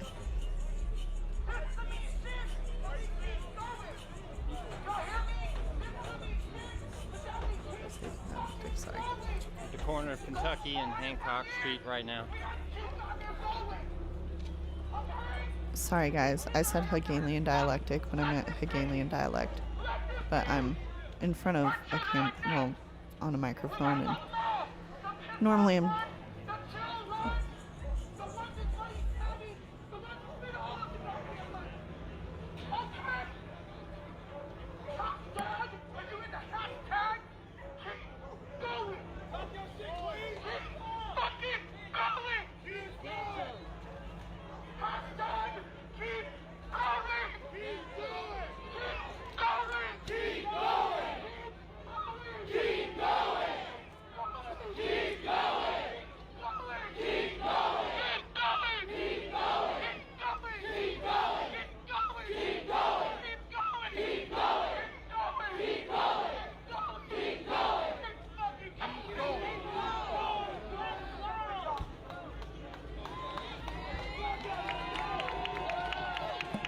I'm sorry, but the chanting starts to sound like Zeke High. Keep going is the same cadence of Zeke High.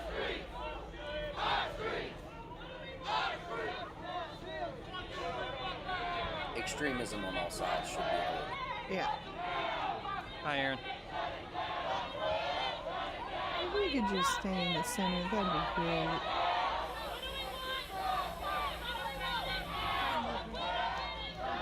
Right, exactly.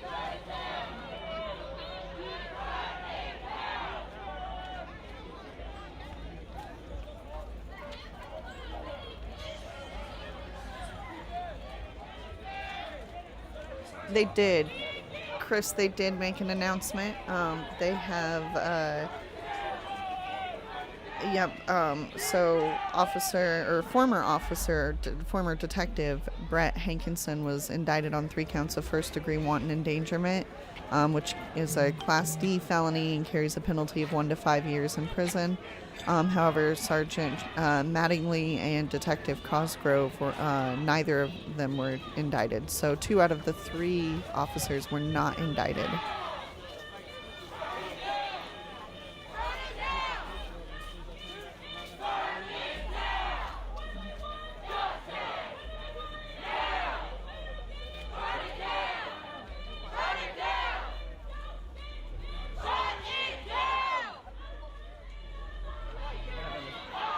Yeah, it is. It's probably going to be pretty spicy tonight. Maybe the next few nights, because, we've got things to look forward to this weekend, so...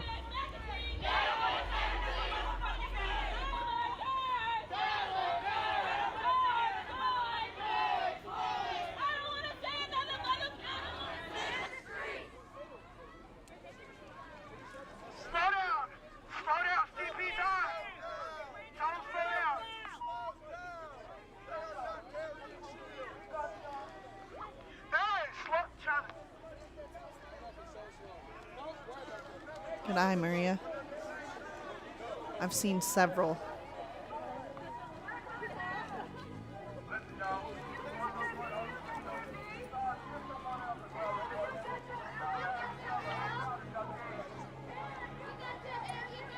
The siege was converted to a 50-day nonviolent jazz. What's it called? A jazz festival or something? Something like that. Improv jazz festival or something like that.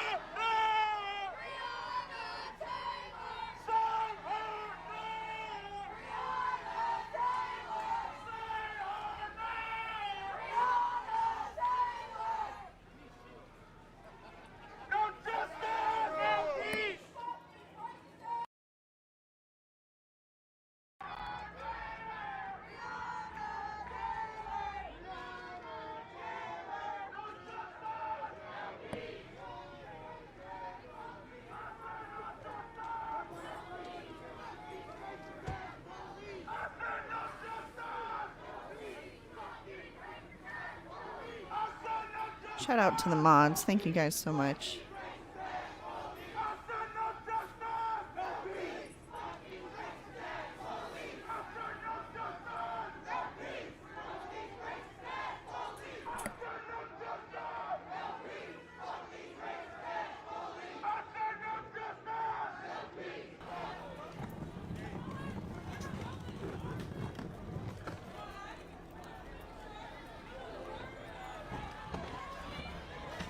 Get some garbage bags and clean up your streets while you're out there.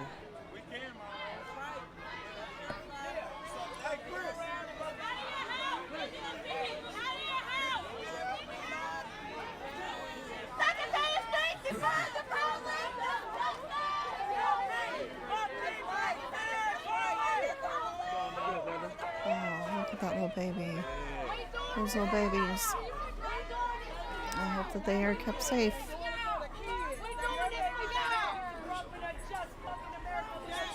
Yeah.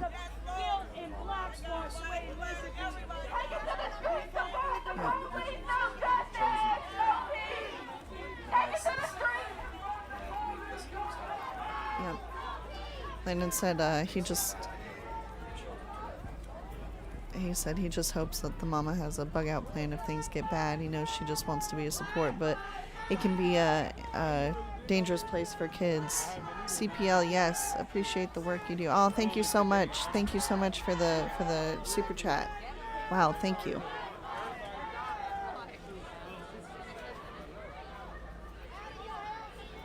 Yes, St. Kyle, they did announce.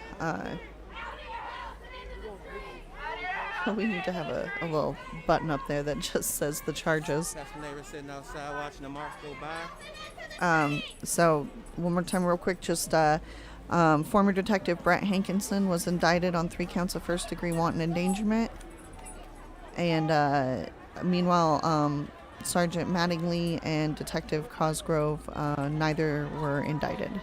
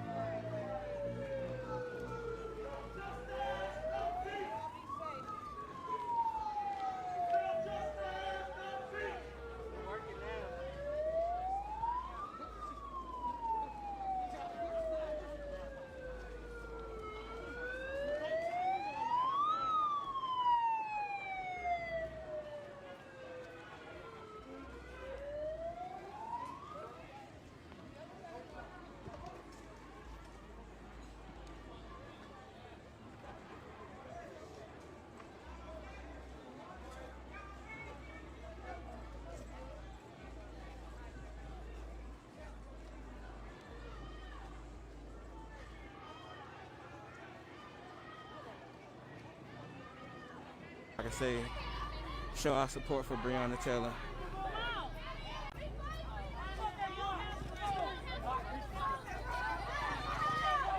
You got the bang on the leg.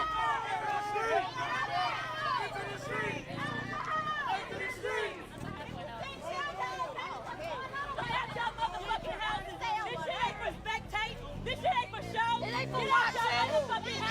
No. Everybody on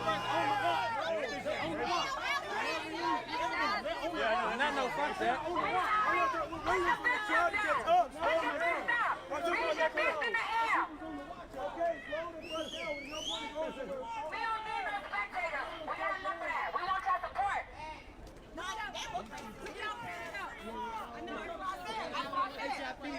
your fist up. If you with us, put your fist up.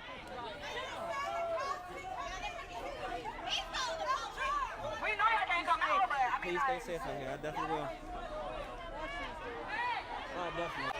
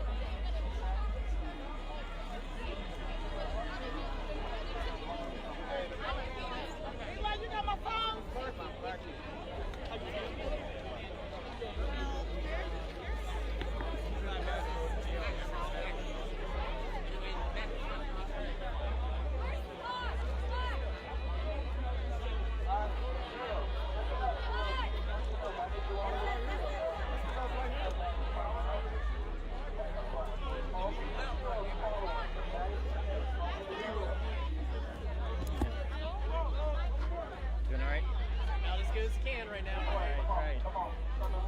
Stay safe, man. Dogs' lives matter. Take the dogs home. Make way for the shields! Make way for the shields!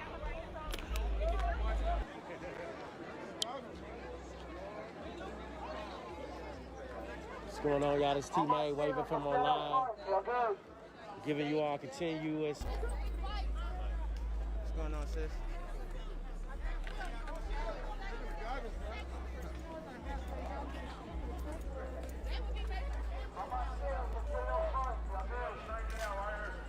See Spider-Man.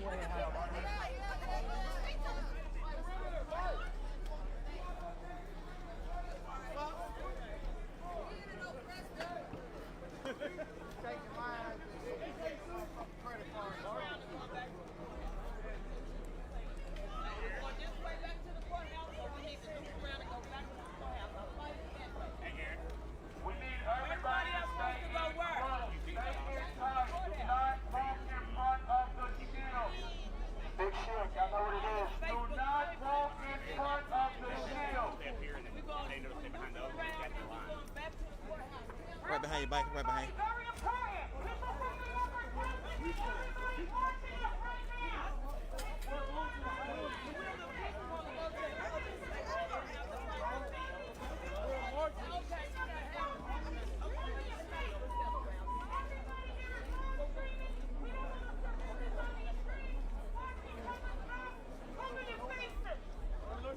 Somebody's doing something, walking past the fire, cover your fucking face. Cover your faces for everybody's protection now. Be safe and watch each other's back. If you are not a U.S. citizen. Black Lives Matter! Mic check! Mic check! Mic check! Hold up! You told me I can't change the plane just a little bit. We about to turn. You go back down Broadway. Am I going back? All day.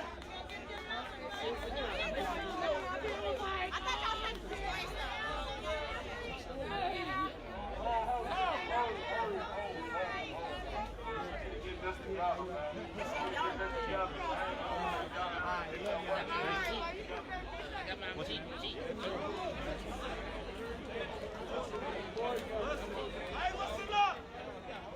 Listen!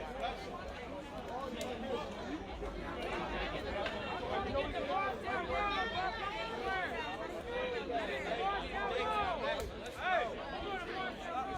This plan is for the women and children. So we're going back to Broadway. We want you right now in their face. And later tonight, it's a whole different story.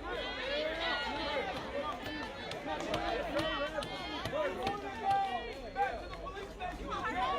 We going to the Highlands. Hey, let us say we're on the same page. We're on the same page. Where we going next? We're going to keep arguing each other with families. We're going to the Highlands.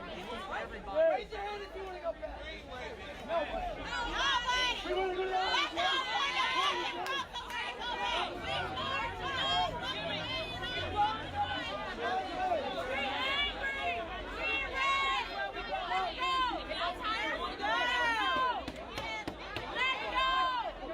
There's two schools of thought on where to go next. Broadway or to the Highlands. To go back now. Let's go. These leaders are telling that shit. It's the one that takes us to go. So go to the fucking house. Let's go. Let's go. And there you have it.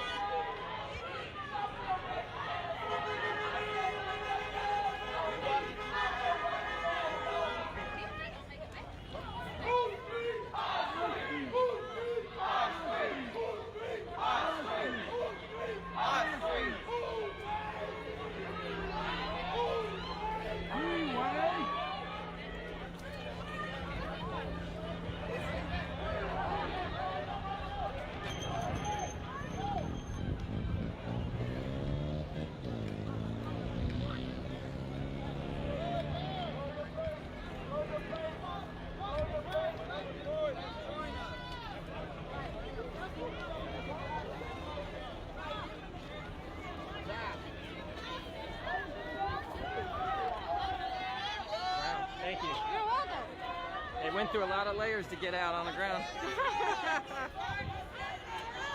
Good thing I brought another one. There you go.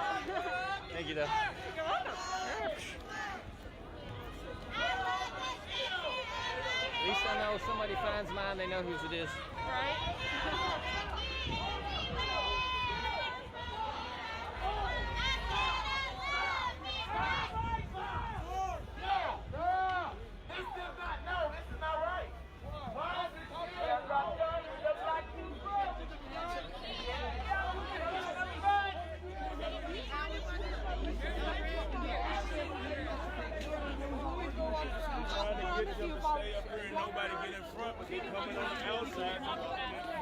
We gotta let the shield take the place.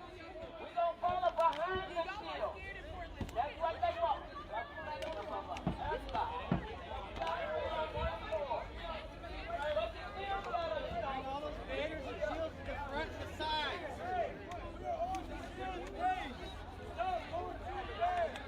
So in other words, bring the shield through everyone.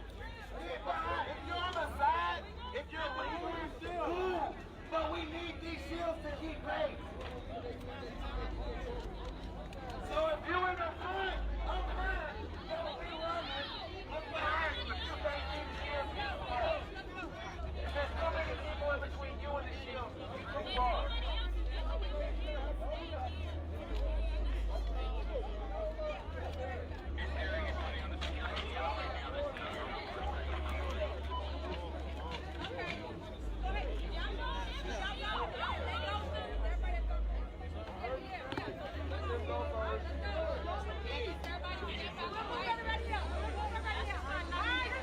Let the shields through, please. Let the shields through. Just let the shields through, please. Dogs' lives matter. Take the dogs home.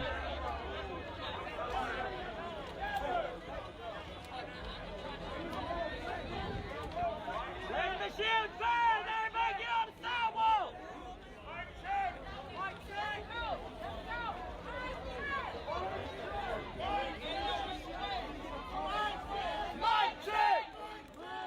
check!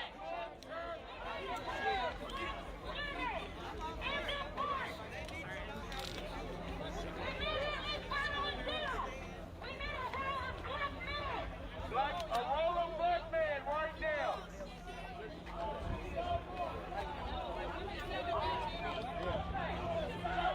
Stop walking past the shield! Get behind the fucking shield! Damn, I got a rolling black man behind the shield! A rolling black man up on me!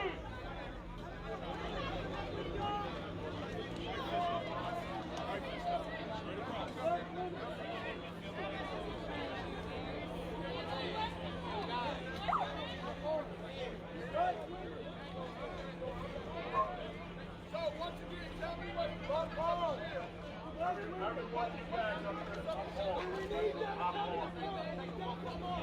Hey, some more black women up here in front. Mic check! I need more black women up front. I need more black women up front.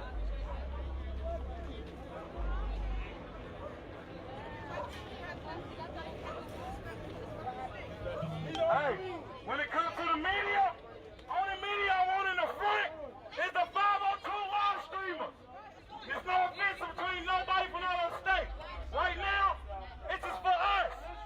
Alright? Listen. No one is to cross in front of the black women.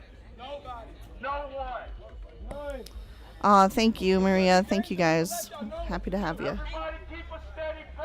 Sorry for being quiet, just trying to sit back and watch what's going on.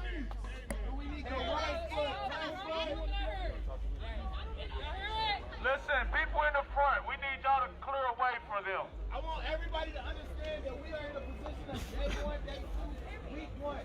Like, this is action. You got to be prepared for everything, anything. If you're not, go home.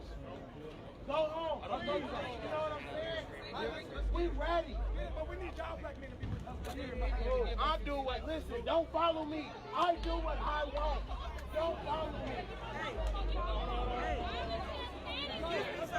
Just a reminder, this is Louisville, Kentucky, after the action, and we are just watching everything going on past the announcement of the Breonna Taylor charges for the officers involved.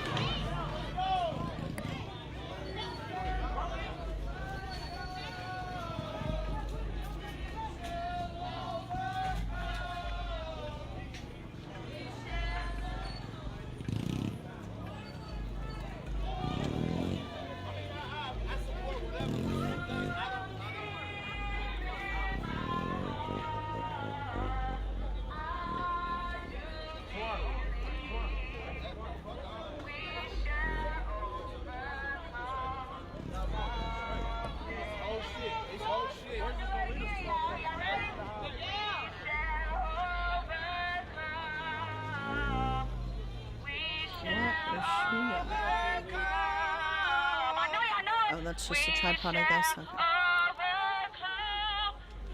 All right, so we have got a group of individuals with locked arms walking down the street.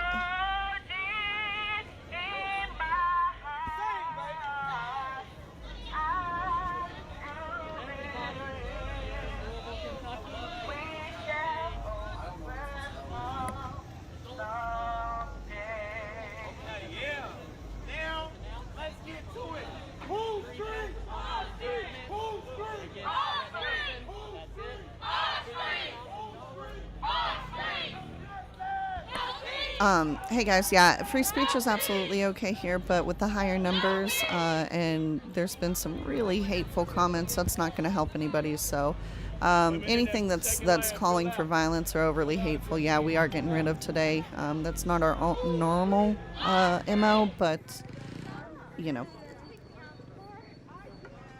tensions are already high enough.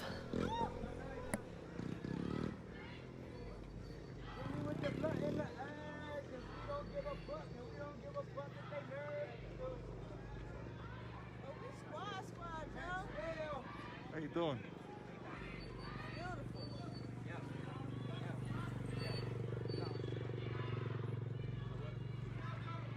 It's right there, babe. You dropped it right here. Right there, Pontel. Get it! What happened? That's the new thing. Everybody's dropping that. Hey, stay close to me. All right.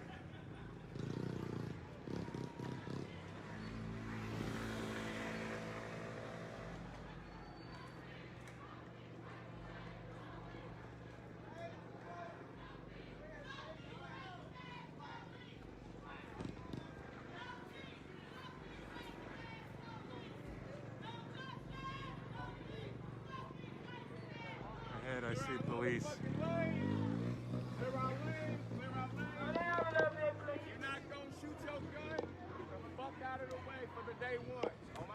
I had an assumption that police would try to block protesters from continuing on, and I think I see them doing just that.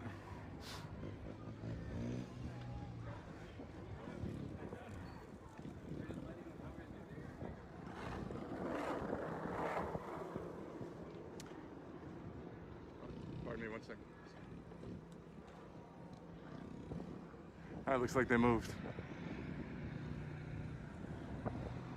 I don't know if you all saw the Ford Explorer continuing on to the left. That was a police vehicle. I'm gonna go follow it.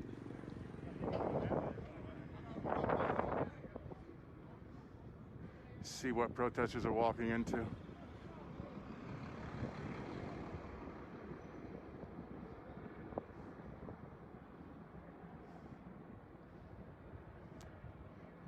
Behind this Mercedes van is a police vehicle.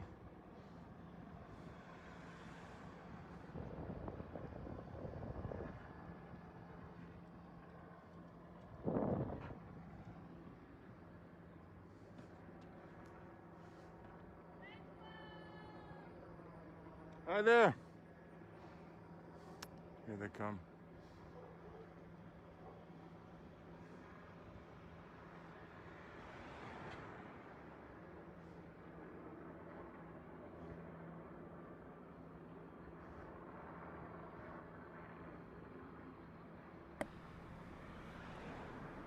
Seems like we've gotten away from the main crowd here.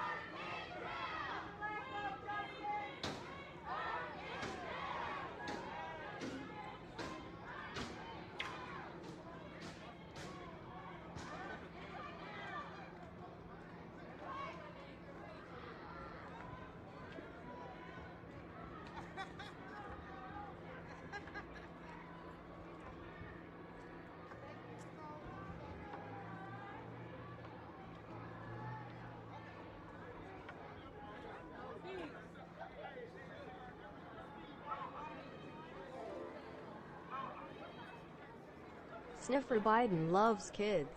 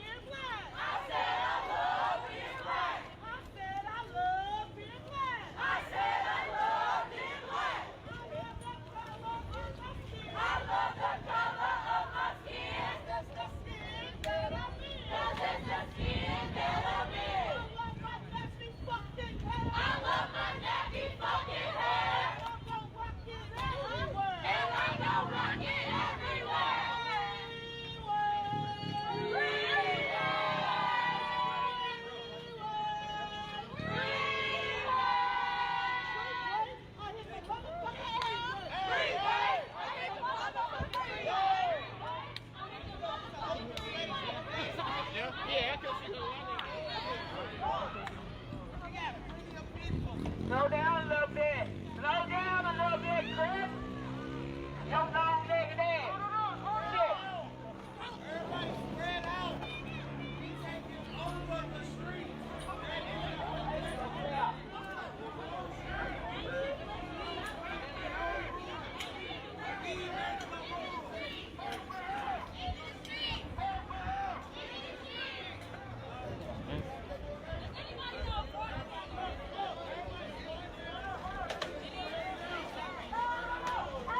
Then I will tell them plainly, I never knew you. Depart from me, you workers of lawlessness. Jesus, Matthew chapter 7, verse 23.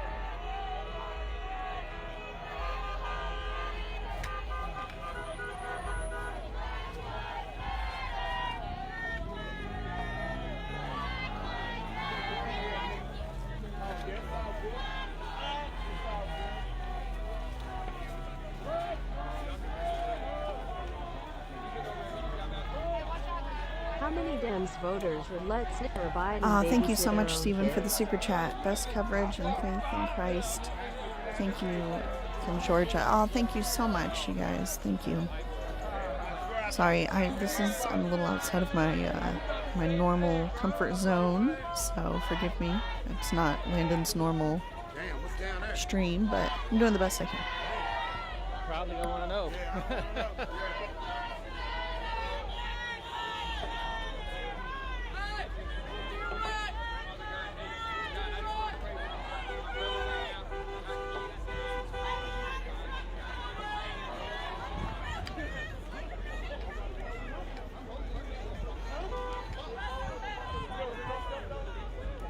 Linda, Kentucky, Louisville specifically, the federal buildings were closed for the week in preparation for this, and the city has been issued, I don't think they're on a lockdown, however, I don't know for sure on that one, but a state of emergency was declared.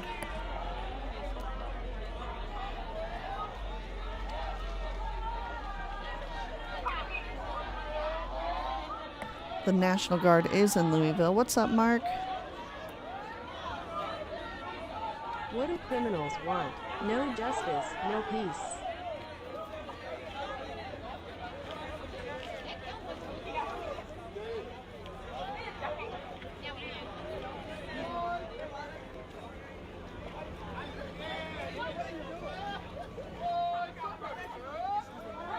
Protests for any other city. Linda, I'm not sure right now. We're kind of specifically keeping an eye on Louisville right now, but I'm sure later there will definitely, if there's not already, I'm sure there will be solidarity protests later. Oh, Bach, thank you so much. Oh, all right. Well, thank you for the super chat. Don't know what it said, but thank you for the super chat.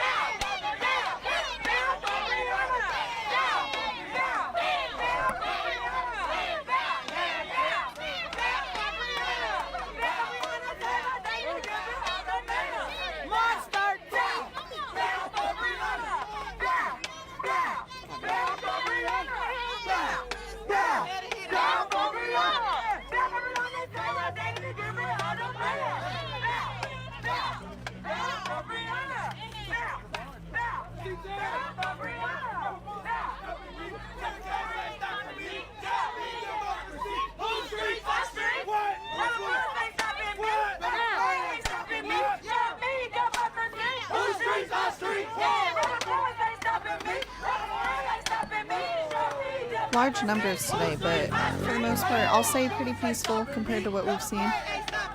We're not seeing any, too much vandalism. We're not seeing anything getting vandalized. We're not seeing a lot of violence, just chanting and walking in the streets.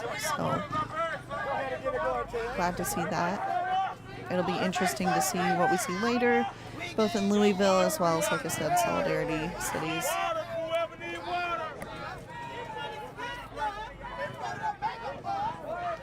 What's up, MLP? What's up, Makeup Chick?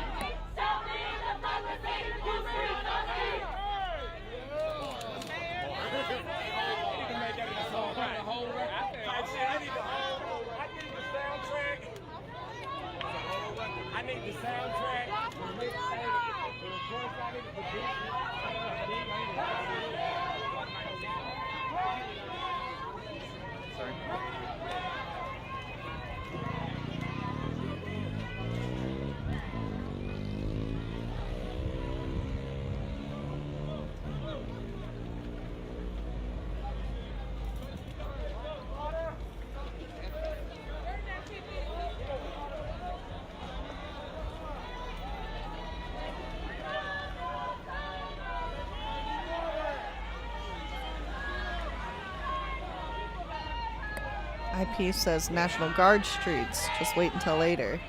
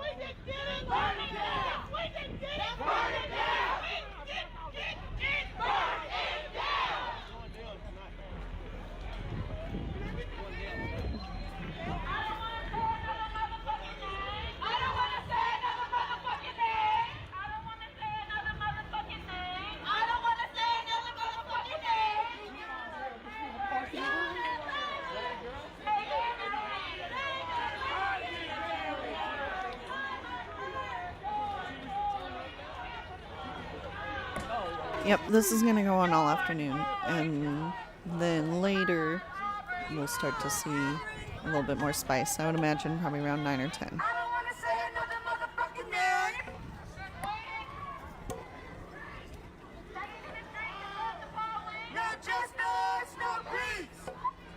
I don't know. Hacksaw Jim Duggan used to walk around with one of them 2x4s all the time. But he was just a wrestler, so not exactly sure.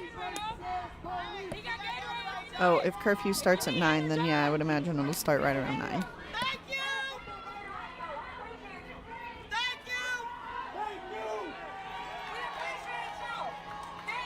Thank you!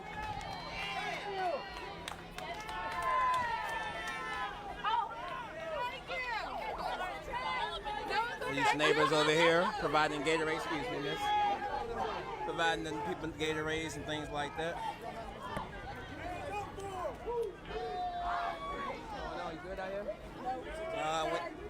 You gonna just stay prepared. Supporter or pandering?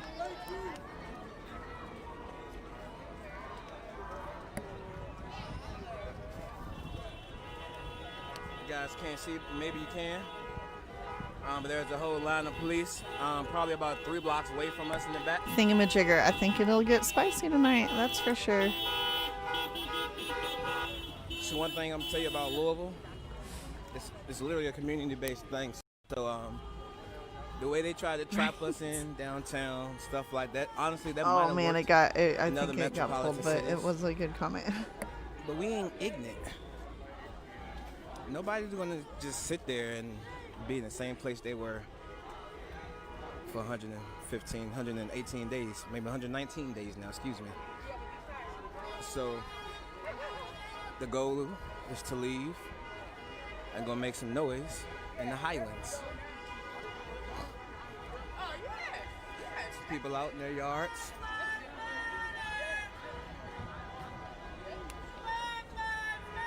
Mother over there with her son on her shoulders, showing solidarity with the march.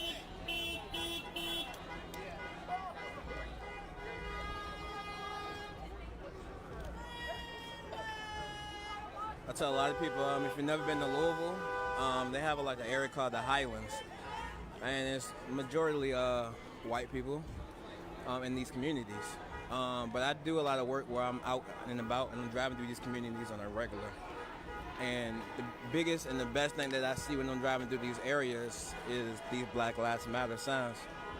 And that's been the most joyful thing to me that I've seen since I've been here, because back in February, those signs wasn't in those yards at the amount that they are now, at the rate that they are now.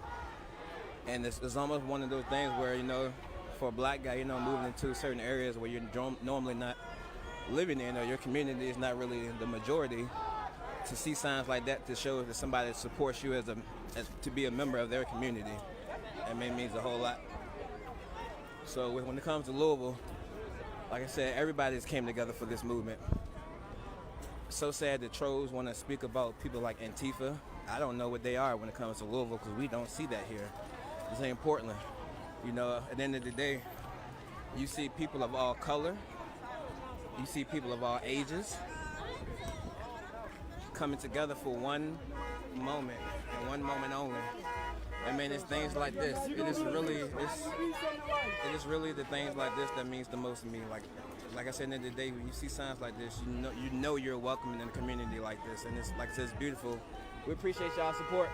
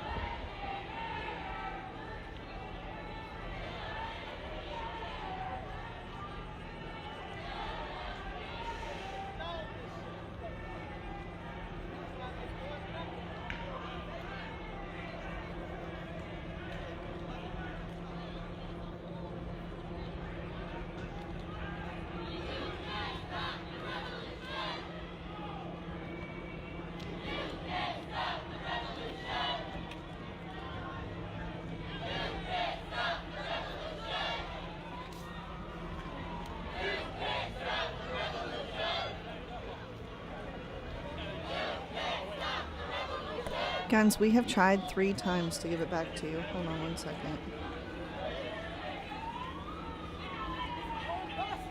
No, moderator. Yeah. 3 times it's told us that you're a mod, so I'm not. I'm not sure why it's. Give us a few. We're trying to sort it out.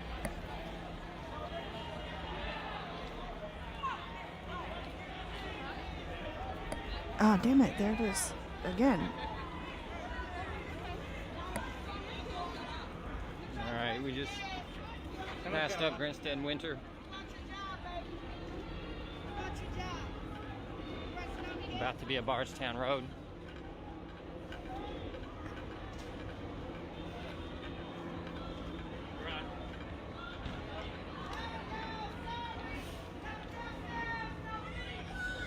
What's up, Zorro?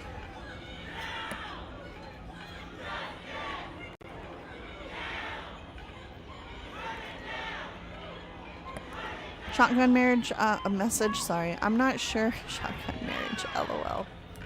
I'm just gonna stop, guys. I think that's where we're ending it. I'm not sure what the arrows are, but I'm sure somebody in the chat knows. Does anybody know what the arrows on the shields mean? I assume it's some symbolism for BLM.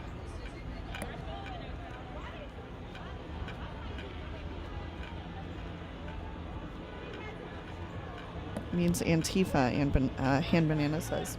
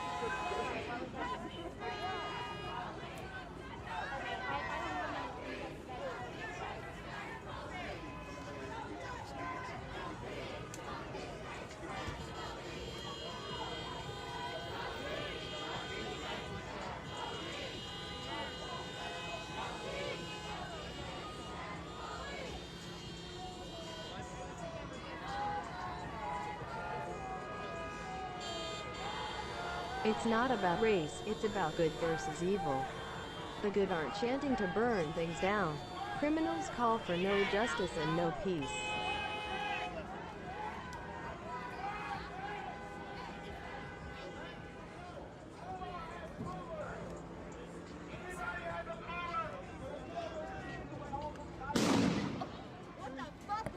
CPL, I know. Linda was just saying that. I was like, maybe we should end it. And he said, well, there's a Wendy's there. You might wait. Who's walking away? Hey, who y'all letting walk away? That's what it is, bro.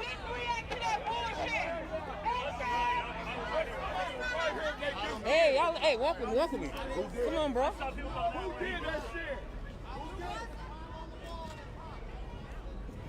Hey, you do that shit, Hey, follow, come down. Nah, he ain't do it. Them two over here. These two. The two white dudes walking. Hey! You throwing shit, Uh-oh. nigga? Do we have a potential confrontation here? Something got thrown. So we got two white guys right here who we believe through this shit. We're about to find out.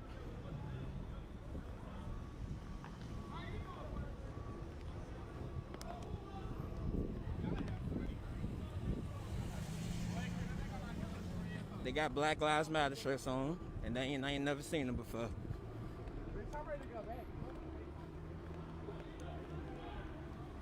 Hey, fellas.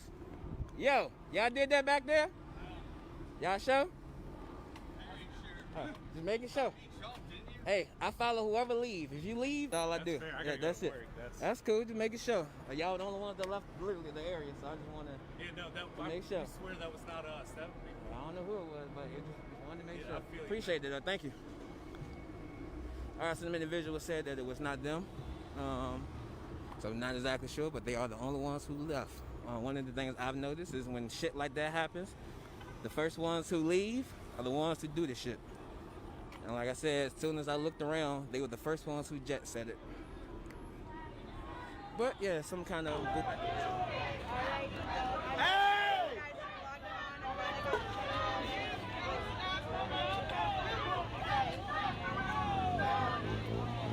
Yeah, I would definitely be safe. The white bitch. Yeah, that's what I did.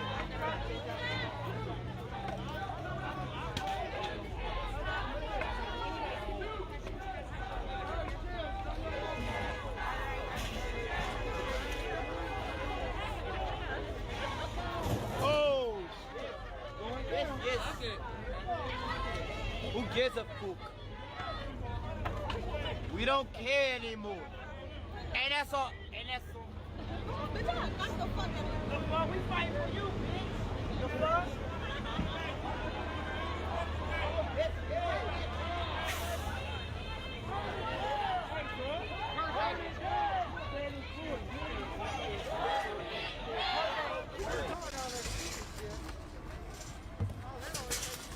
Got people cleaning up anything that's being knocked over during the march.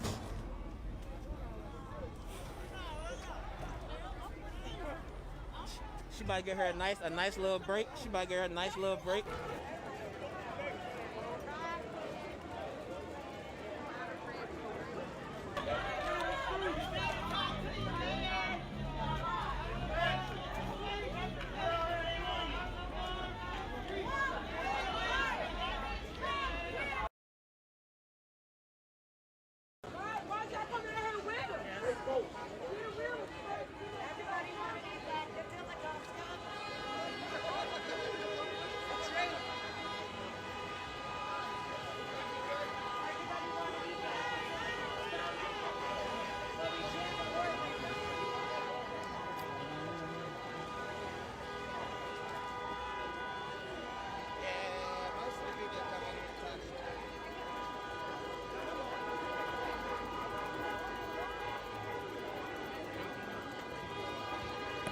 Okay, guys, so I think today is going to be spicy. I think that there's a lot to come, and as much as I don't really want to cut it off, I really don't. I'd like to sit here and watch, but I do have house chores to tend to, and children and food and all that good stuff, and so we are going to cut it off for a little bit with plans to be back on later this evening. I thank y'all for being here. We'll give it a few minutes. I think there is a watch party going on over on Riot Buddies and Facebook. If you haven't already, please like and subscribe so you can get notifications and turn notifications on so that when we do go live, you can get notifications. If you're looking for there's a lot of places out there, okay? A lot of places are going to inject their opinions. We're no different, but we try to be as central as possible. So if you're looking for somewhere to go that's kind of chill as far as the commentations go, we like to think we're a good place to call home, but having said that, it's just everyday Joe, and so we appreciate you being here. We appreciate all of you guys. Link Warriors, those are coming back. When we first started, there was Link Warriors everywhere, and I've gotten a few messages for links, so I appreciate you guys out there. Thank you to our mods, and like I said, like and subscribe, please, and we will definitely see you guys later. I'll leave it up for just a couple minutes, and then we'll go out.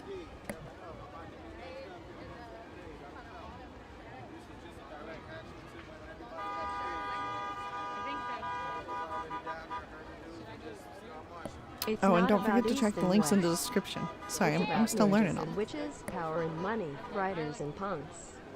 Which side are you on? Good, T-Mate. Yeah, I'm good. I'm here, bro. I'm here. Like she was saying, no. You're more than welcome to talk to us about it.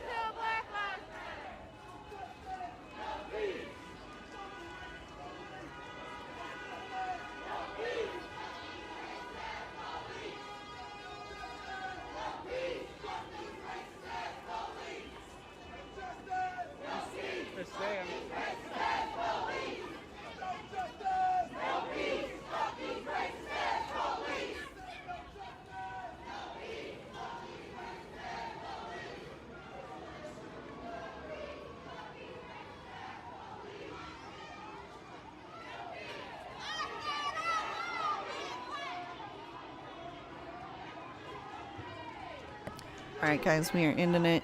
Friendly reminder, links in the description. We've got memberships. Join if you want to get notifications. Sign up for notifications. Like and subscribe. We appreciate y'all being there. And we will see you soon.